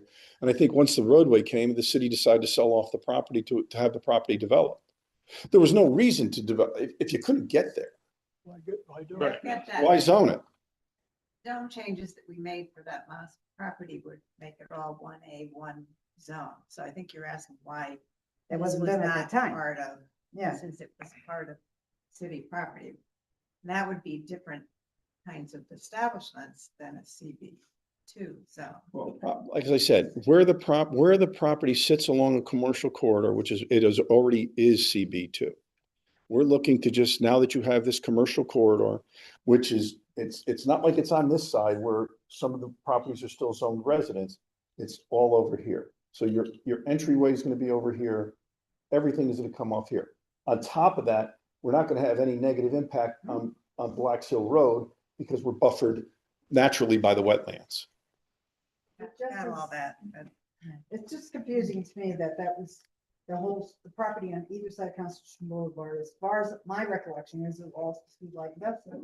And we had several sessions where it was. I've been doing this 40 years and I can't tell you how many pieces I have seen that just sit there until somebody has to use it and then they come in or it gets accessible. I'm actually surprised it was city-owned property, that it wasn't just zoned R1, the whole thing. Question is, and what I'm confused on is if the city of Shelton owned the property in the back, why at some point didn't they come and ask that for it to be rezoned as light industrial? That's the only thing I'm saying. So. I don't know. Yeah. The big issue that the city wants it to be CB2 now as part of their sale agreement. Be happy to answer any questions. I hope I believe we satisfy the requirements, why you have the ability and the discretion to make this the appropriate zone. As I said, it's not spot zoning because portion of the property is already zoned CB2.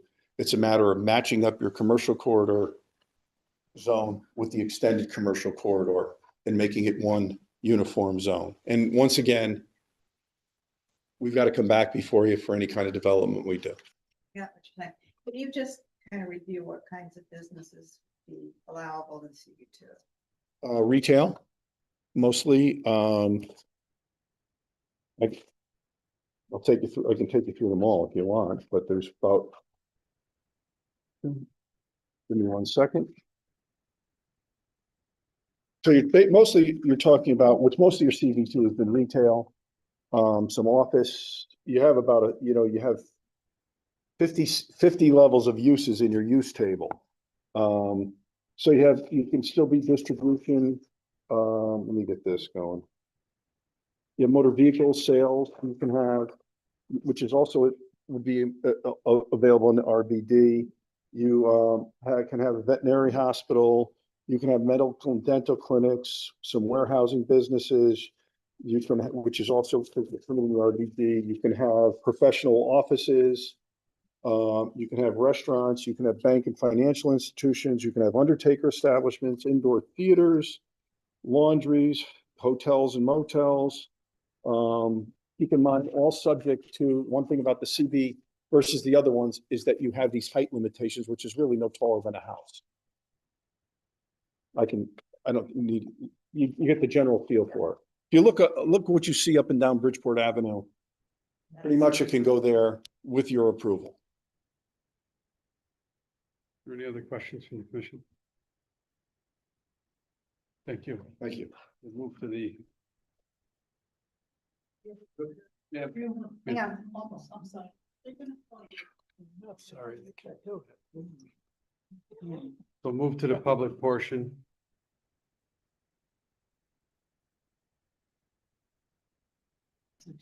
Anybody signed up?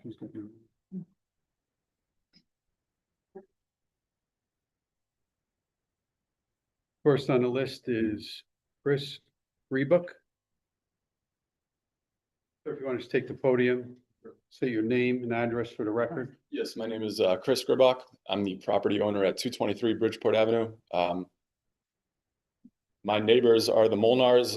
They called me on Monday asking if I could come help them. They said they had just received the letter about this meeting and I think either Thursday or Friday of last week. So they had relatively short notice, but Miss Molnar contacted me. Probably worth noting, typically their son Tibor would handle all this for them. He passed away a few years ago, so they asked me if I could help them with this. So I really don't have a horse in this race. I live at 223 Bridgeport Avenue. It's already zoned commercial. I bought the house from them about 10 or so years ago, maybe 12 years ago. But they do live at the next house up the street from me on Blacks Hill Road. They actually, they're probably most impacted by this out of everybody because they actually own 2 single-family properties. They own 16 Blacks Hill Road and 20 Blacks Hill Road, both of which would border the proposed development. I know their immediate concerns are that if this zoning change does go through, they're probably going to lose their backyards. I believe, I'm not sure exactly where the property line would go to, but I know currently they have woods in both their backyards. So their concern is I mean, when they bought the houses, they were zoned residential. Now suddenly they're gonna be changed. This also, I guess, affects their house, would be zoned commercial as well. Can you identify on that map where their homes are? Those two lots to the north there, These two. How would they lose their 10 backyards? 105-2 and 105-4. Right here, right here. Where's Black Hill Road? Right here is Black Hills here. Yeah. And then. Okay, it's already marked as theirs, yeah. Which numbers are they again? They have 16 and 20 Blacks Hill Road. Yeah, but on that The map, zone map. we have 105-2 is again along Bridgeport Avenue, and then it. There's a house on the corner of Yeah. Bridgeport Avenue and Behind the Black Hill. corner for him. And my house for this one. As you're driving up Blacks Hill Road, it's like they're the second and third Yeah. houses on the left, essentially. No, this is not good. Not good. This doesn't illustrate it very well. No. This map is not good. Yeah, this one, or this one. Maybe the drive. Proceed, sir. Yeah, I mean, their main concern is they were just given this notice relatively short. It was within the last week. I'm certainly not an attorney, but they asked me just to come in and see if there was any way, at the very least, they could get this postponed. They've been trying to get an attorney for the last week. They haven't been able to find anyone just due to the fact that it's the holiday season. It's just short notice to get somebody. Folks. Excuse me, folks. He's got to finish talking. But their concern is that it's really going to affect, A, their property value, B, their privacy. C, I think inevitably we're going to see increased traffic and noise going up Blacks Hill Road. Even with the construction that's already been going on, we've seen a multiple increase of traffic going up Blacks Hill Road. Blacks Hill Road really can't even fit two cars side by side. Yeah, it's just a super narrow road. Am I able to ask, can you provide any details what the future proposal for Blacks Hill Road would be, if any? Sir, you would ask the commission question. Commission, sorry. Yeah, I would like to ask, because I know this is just an initial consideration for changing the zoning, but I guess our concern, or their concern rather, is if this goes through, they just become in a position where they have less leverage than they currently do. You know, if they were to be changed to commercial zoning, it just seems like the next step might be then to knock down houses or try to buy out properties on Blacks Hill Road to turn Blacks Hill Road also into fully commercial. And that just changes the whole nature of the neighborhood. Chairman. Yes. Question for the attorney. Well, wait for you to finish up. Oh, okay. Anything else, sir? Other than, you know, just loss of privacy, they're concerned about, you know, rain runoff if trees are to be removed. I also would like to question, we're not sure if the proposed development will be on top of the existing rock or if the proposal is eventually going to be to blast further. You know, both of our houses are pretty close to where they've already been working. Every time they blast, I think we probably both have some foundational damages to our houses that still have to be addressed. So just, yeah, I think that mainly sums it up. But essentially, I don't know if anybody on the commission lives in a residential zone that's like bordering woods, but I'm sure if any of you had somebody come in and buy the property that was wooded and then propose to change it to commercial, I mean, it's just kind of like, why are the rules there if somebody could just come in and buy it and then change the rules after the fact? Basically, I think that's all. Thank you, sir. Thank you. Can I ask a question? Very clearly. So. Well, that's now. I don't know if anyone else is talking. Is it Esmer Sader? SB Snyder. Snyder. It's better than mine. I'm a lefty. Hi, I'm Esme Snyder. I live on 59 Blacks Hill Road. And I do have a question when they are proposing to do the rezoning and what will go there as to the blasting, as I have been living through all the blasting that's been going on with my house, things flying in the basement and so on and so forth. And there still are some woods on Bridgeport Avenue, you know, like from Mill Street up to another a development, maybe a half a mile still remaining. And then along Old Bridgeport Avenue, there are still non-developed areas of Bridgeport Avenue. And this seems like, to my mind, when you look at the landscape there, it's kind of a reach to say that we have to commercialize those corners because there's a gas station already there. Across the street is Route 8, so you're not going to commercialize any of those corners. So is it consistent, I guess, with what Shelton wants to do? Yeah, but does it have to be that, you know, idealistically asking? But the blasting, and then once the traffic starts flowing up there, and then you're just going to make this on that new Constitution Boulevard, like somebody's just going to come in and go in. It seems to me like there could be traffic concerns, most certainly. So that's my input. Thank you. Thank you. Is there anyone else in the auditorium that wishes to address this application? Ms. Castro, is there anyone online? I promoted Mr. Tom Harbinson.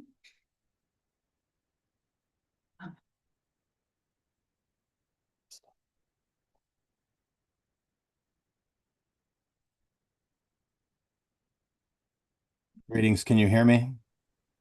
Yes, sir. Right. Go ahead, Mr. Harbinson. Tom Harbinson, Shelton, Connecticut. I just had two items regarding this application. You know, when you have an application for a zone change, your zoning regulations require the site plan maps to be prepared by a professional engineer. That's your P&Z section 3.4. The application 25-20 shows the site plans prepared by a land surveyor. And while Tracy Lewis of Lewis Associates has a long respected history in Shelton of land surveying and civil engineering, the site plan for changing the zoning map for specific parcels from R1 and RBD to CB2 is not showing the seal of a professional engineer. The second item regarding this application is that the city needs a city planner so that when developments such as Constitution Boulevard are prepared to sell to private individuals for development and increasing our grant list, that the entire development be looked at holistically so that the city can make some proposals for zoning so that it turns out the way that benefits all residents. Thank you. Excuse me, Mr. Harbinson, can you please state your address? I do not have to state that according to state statutes, and I prefer not to. Thank you. Thank you. Thank you, Ms. Harbinson. Ms. Castro, is there anyone else? No. Anyone on the phone, dial *9, would like to speak? Commission have any questions? Yeah, I do. The adjacent property, you're not changing that zone. Am I correct? No, it's just the four corners of the property that we purchased from the city. Well, yeah. You keep in mind, it's my client has talked to the Molnars, I think, over 2 months ago.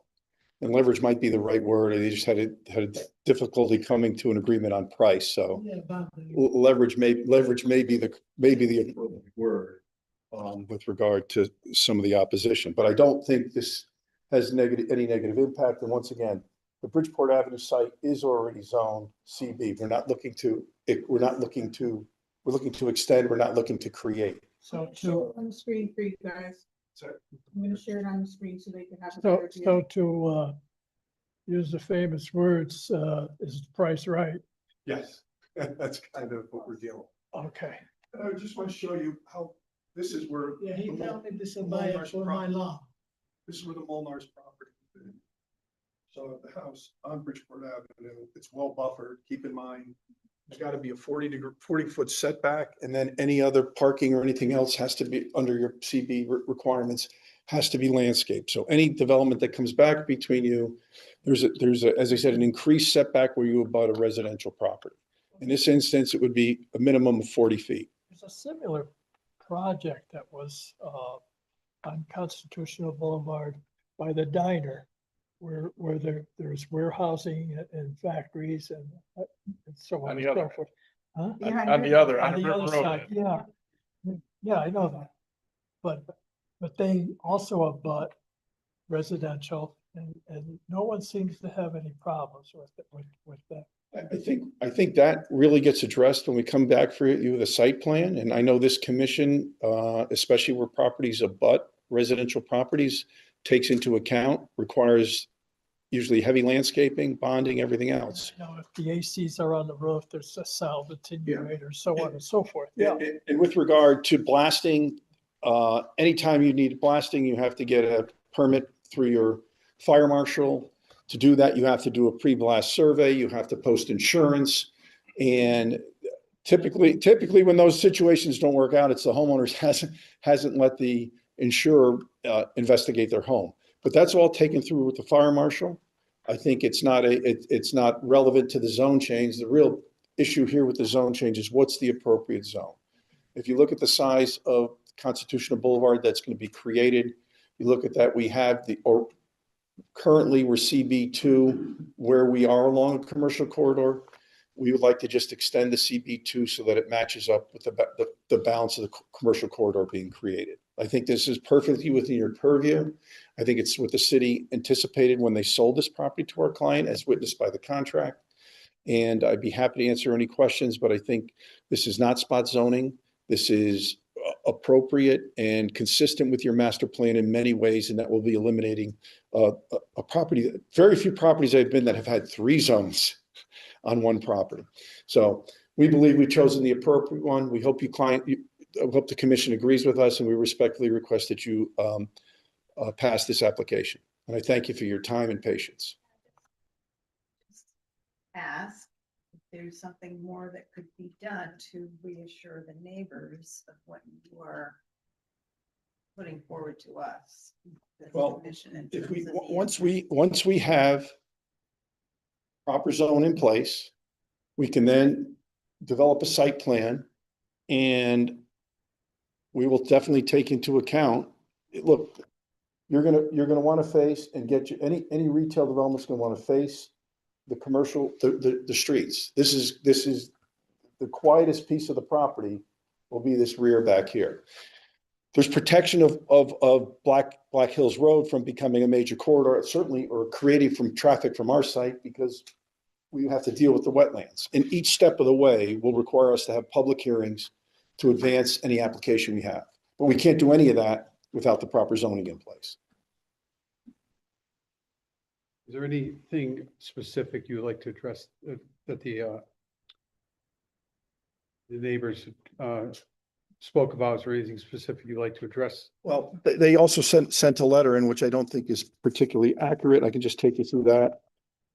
They talked about negative impact on property values. I don't think it will have a negative impact on property values. Whatever we do will be properly buffered. They're already on Bridgeport Avenue, and on the rear, they're across the street from a self-storage facility in an industrial property.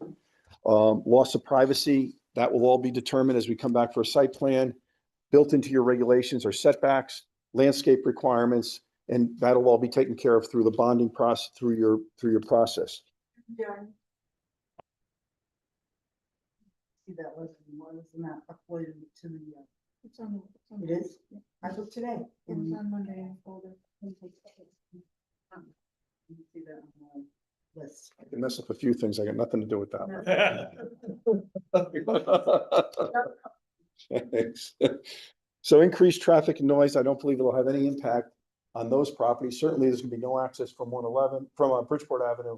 And then with regard to Blacks Hill Road, look, this is our corridor. This is where our focus will be. I see it's the traffic coming off Route 111. I don't see Black Hill Road being a cut-through street at all. Changes to the character of the neighborhood. You got a self-storage facility behind it. You've got an industrial corridor that's being created, and the property sits right on Bridgeport Avenue as it exists. Luckily, for both properties, or certainly for their property, they have this wall. That's where the house that sits on Bridgeport Avenue, which will create the same buffer and lack of access for our property. Insufficient time to prepare. My client talked to people over 2 months ago. They received all the notices that they were required to get. And I think we've done everything we need to do to satisfy the neighbors. And I can tell you, we will do everything we can do when we come back, if this commission grants our application, when we come back with a formal site plan to make sure that the neighborhood's protected. Thank you. Mr. Chairman, can I have a technical question? Sure. There's an overlay RBD to part of this parcel. If we change the zone as the applicant is requesting to a CB2, what happens to that partial overlay?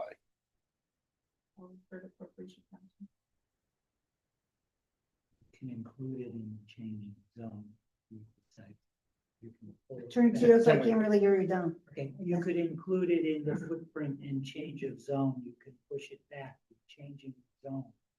That's what the gentleman is talking about when he says there's 3 zones here. Okay, so that part can go away back to the street.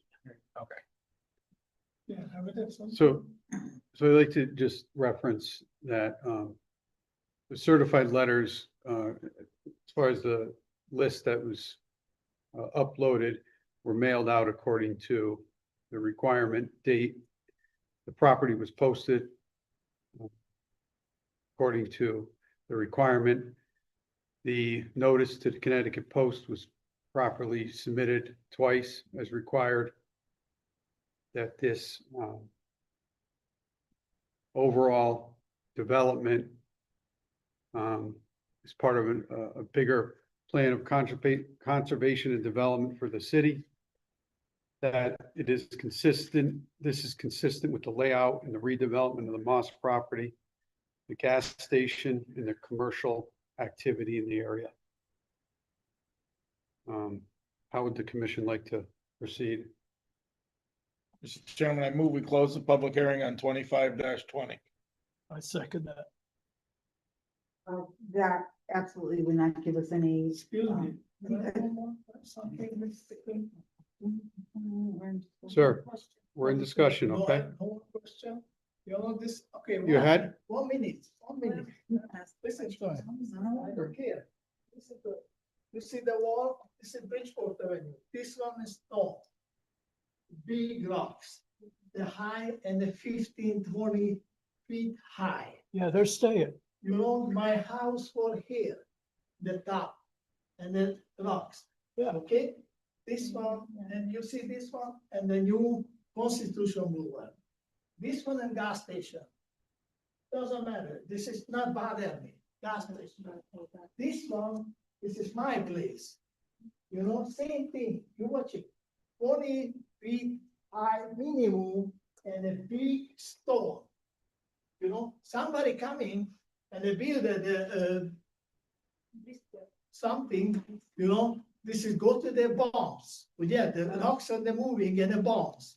My house is killed. Sir, okay. You know, this is Very- very needs to be taken and the out. other one. Sir, Wait, just understand. other one, have a Black Hero, the round. For him, have the exit for him. He's having the parking lot. Why? Go up and the 20 feet and then after parking. Sir, okay, Oh. have a seat, sir. Sir, understand. How the property gets developed is up to an applicant. How the blasting, have a seat, sir. Okay. Have a seat, sir. Have a seat, sir. Okay? Nobody taking the sign and the seal and the property. No, Sir. they sign, no have sign, nobody call me, no have. There's, I buy it too. there's pictures uploaded, there's pictures uploaded Resident. of the signs. The blasting, No have sign. listen, No. No have sign, no have nothing, no hearing, no. listen, last time I'm gonna tell you, you need to be quiet. Okay? I want to tell you, the blasting requirements are handled by the fire marshal. If you have problems or issues with the blasting, you have to address it with the fire marshal for existing problems. It's all regulated. Okay? Can't tell you anything more than with that. Chairman, I can also tell you, my associate is here who posted the sign. The sign was posted in accordance with the regulations. There's pictures uploaded. Okay, it's enough. So there's a motion and a second to close the public hearing. I think I was in the middle of stating that, definitely, as a reminder to all the commission, if there are any thoughts that occur to any of us, once the, public hearing is closed, we cannot, question everything, would have to go through staff. So, just making sure that you, are aware of that, because we have been caught in that in the past. And we cannot reopen the public hearing.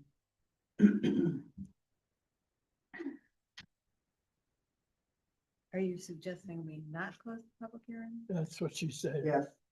For what reason? Just so I understand. There is just so much with this particular proposal. One of the questions that I have is why this particular piece of property is so adjacent to where Constitution Boulevard is in was not ever pursued. And I think we need to verify that it was never included in all the maps that we voted on that delineated which lots were.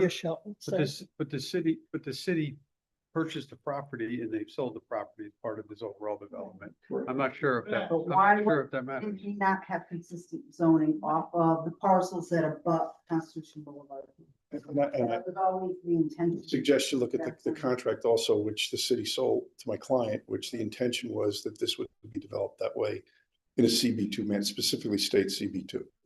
Consistent with the entire, it's Yeah, consistent with the entire process. Like industrial. That It's is not. 1A1, which is not even. 1A. It was a specific zone, not Yeah. light industrial, specific to that Moss property. Right. That would only allow kind of corporate Mhm. headquarters. Right. And And that light was the industrial. whole. Premise. Yeah, that's why I just don't, why is this piece by itself? When it was, it clearly abuts Constitution Boulevard. I don't think you ever had that corner the way you have it now. And it matches up with all your other corners where you have retail on major thoroughfares off of Bridgeport Avenue or major intersections off of Bridgeport Avenue. I think that is one of the reasons the city sold it and then also put in the contract that they would seek and rezone this at CB2. That roadway did not exist. So that, Whoa, Attorney Rizzo, we mean the roadway didn't exist. The plans for that roadway had been in existence for a number of years. The city knew exactly where it was going. So Hadn't been it may developed. not, a shovel had not been put in the ground, but Correct. you know darn well there was work done and it stopped for a while because of issues with the state and not having the stone wall access through where the cliff was. And that's what held it up. And now the city is up, now that the roadway's being developed, the city has decided to sell the property and in accordance with its contract has sought to expand the CB2 from Bridgeport Avenue to the entire property. And that's, We have not had to get an 824 referral. You did, you had one. We did have one on this property. Yeah. When was that? Was I not there? I just saw it in the application. No, I didn't see it. What, a copy of the 824 referral? Reading. Does staff have that online somewhere? The question. One of the things that happened with regard to this property as it was developed is initially the engineers had indicated there'd be no ability to access Constitution Boulevard in these particular areas immediately off Bridgeport Avenue. It's going to be a roadway that went through with no access. And then the plans changed so that access could occur. And the nature of the property there became important. That's why the sale in the quest for a CB2 combined lot. Early on, when you guys got your first 824 referrals with regard to the property, that roadway was going to essentially be a tunnel with no top. Right. But then there were changes made as the construction occurred.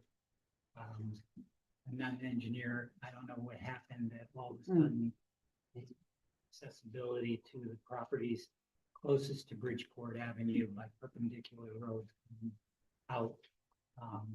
And then that takes the onus off of Black Hill Road. Mhm. That's why they change in the. Which is not abnormal for a parcel of land being developed. Things do change. I would just like evidence that there was a specific 824 referral for this particular piece of property. And it just didn't ring a bell. I know we've had several, but not for. So there's a motion on the table and a second to close the public hearing. Do a roll call vote, Castro?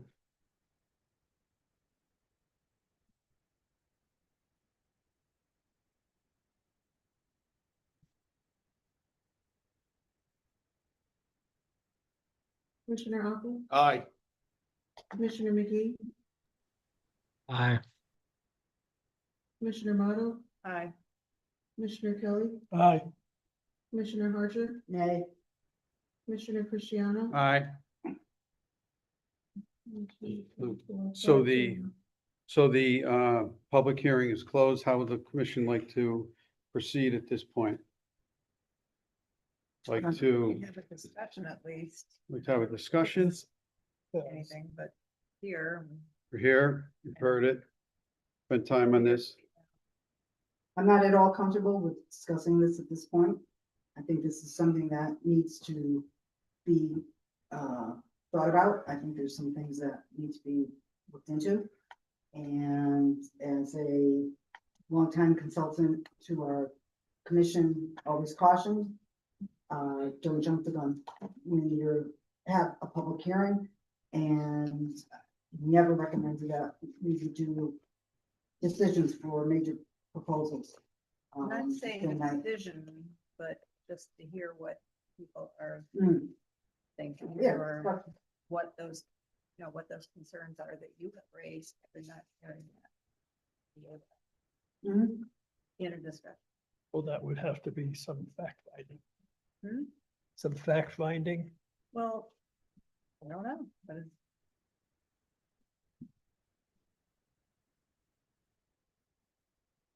We're gonna discuss it at some point, so why not now while it's fresh?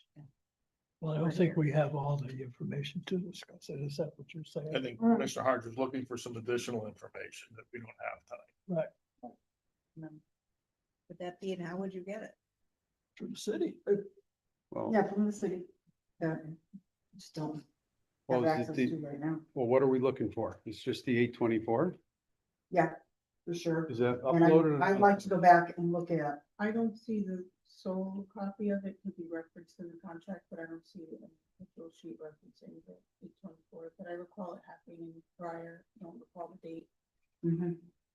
Yeah, I don't know if it was one that was mingled in with something else. Yeah, there were quite a Because we had quite a number of. This was discussed quite some time ago. Mhm.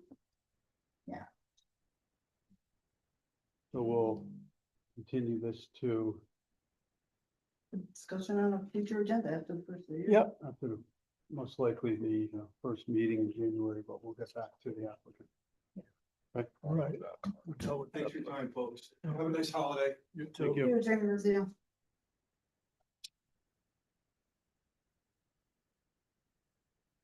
So the next item on the agenda, other businesses, A is bond release request for Gamble Place subdivision. $50,000 soil and erosion control bond previously reduced from 514,235 on February 5th. The commission approved the reduction of the soil and erosion control bond at the recommendation of the city engineer and zoning enforcement officer. Ms. Castro, is the zoning enforcement officer satisfied with the status of the site and the release of the bond? Yes, they planted trees along the side. We were only asking for a bit longer for an extension for an additional growing season. At this point, the. I'm so the end of it. Good night. Yeah, you Completed, too. And the city engineer and zoning enforcement officer. Any questions from the commission? Make a motion to release the bond as requested. I second. All in favor for the release of the $50,000 soil and erosion control bond? Doing a voice vote No, or roll call? just all in favor? Aye. Any abstain or any opposed? Any abstain? Motion carries. I don't have any further comments from myself. Is there any comments from subcommittee for the sign subcommittee? Nothing hasn't been discussed, okay? Staff comments, No. okay? The Mr. Chairman, just point of order, did we skip the public portion or no? we did. We had the public portion. No, We that had- was the public portion of the public hearing. Yes, we did. Oh, okay. Yeah. Apologize. I'll get this I right. thought I was going crazy. Thank you. That's not the excuse you want to use. No. We So could going agree with you. backwards to the public portion. If there's any members in the public who wish to address the Planning and Zoning Commission on a topic not on the agenda, we'll be calling speakers starting now. Is there anyone in the audience who wishes to address the commission? Ms. Castro, is there anyone online who wishes to address the commission? I have promoted Mr. Tom Harbison as panelist. Okay, thank you. Ms. Harbison, sorry about that. No problem at all. Thank you. Tom Harbinson, Shelton, Connecticut. I had 3 observations. I don't know how to say it without commenting on an application that you dealt with, but there was no public portion to it, so I'll be generic. When you are dealing with accessory dwelling units, section 45.6.3 says that you shall have a minimum lot area of 30,000 square feet and shall be served by an on-site disposal system with sufficient capacity to satisfy the Connecticut Health Code and regulations of the Naugatuck Valley Health District and evidenced by an appropriate certification form from said health district as adequate to serve the existing dwelling unit and the accessory unit. So I think it was asked tonight if you were connected to the sewer for a specific application, and Ms. Castro referenced that it was a private septic system, but I don't think you have a letter from the Naugatuck Valley Health District confirming that the new expanded use is adequate for the septic system. I thought we had a previous to this. Yes, the B100 was uploaded. Right. That's what I thought. Thank you. Next. Next item is that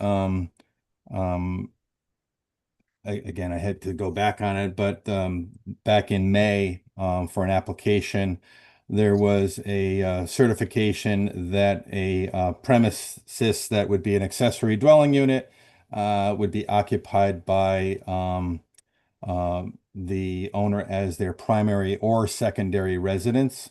But your P and Z regulations 4564 state that either the single family dwelling or the accessory unit shall be occupied by an owner of record of the premise or a principal in the entity record owner as a principal place of residence.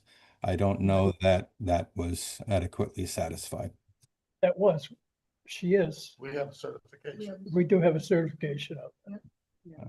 Okay, so the certification is that it will be an individual's primary residence who is an owner or principal in the entity that owns the property.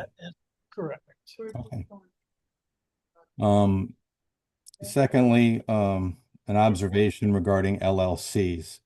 I became aware that for the preparations to be blasting at the Mohawk Drive development off Long Hill Avenue, the pre-blast survey letter, which went to property owners within proximity of the site, which caused their needing to be examined, was being done by an LLC, which I discovered from my quick and simple research was no longer in operations and had been administratively forfeited by the Secretary of State for Connecticut several years ago.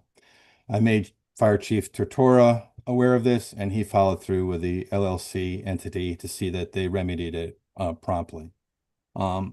Similarly, at your last month meeting for application 25-22 on 493 Bridgeport Avenue by ALKA LLC, setting a public hearing, it should be known that that entity similarly fell out of compliance with the Secretary of State's office, and the LLC has been administratively forfeited. This should be made aware to the attorney for the applicant, who is Attorney Thomas, for having his client getting this corrected before you have your public hearing. And then earlier tonight, I referenced the need for a professional engineer stamp when you're doing a zone change. My point of these details, all of them that I'm referencing, is do not. 25.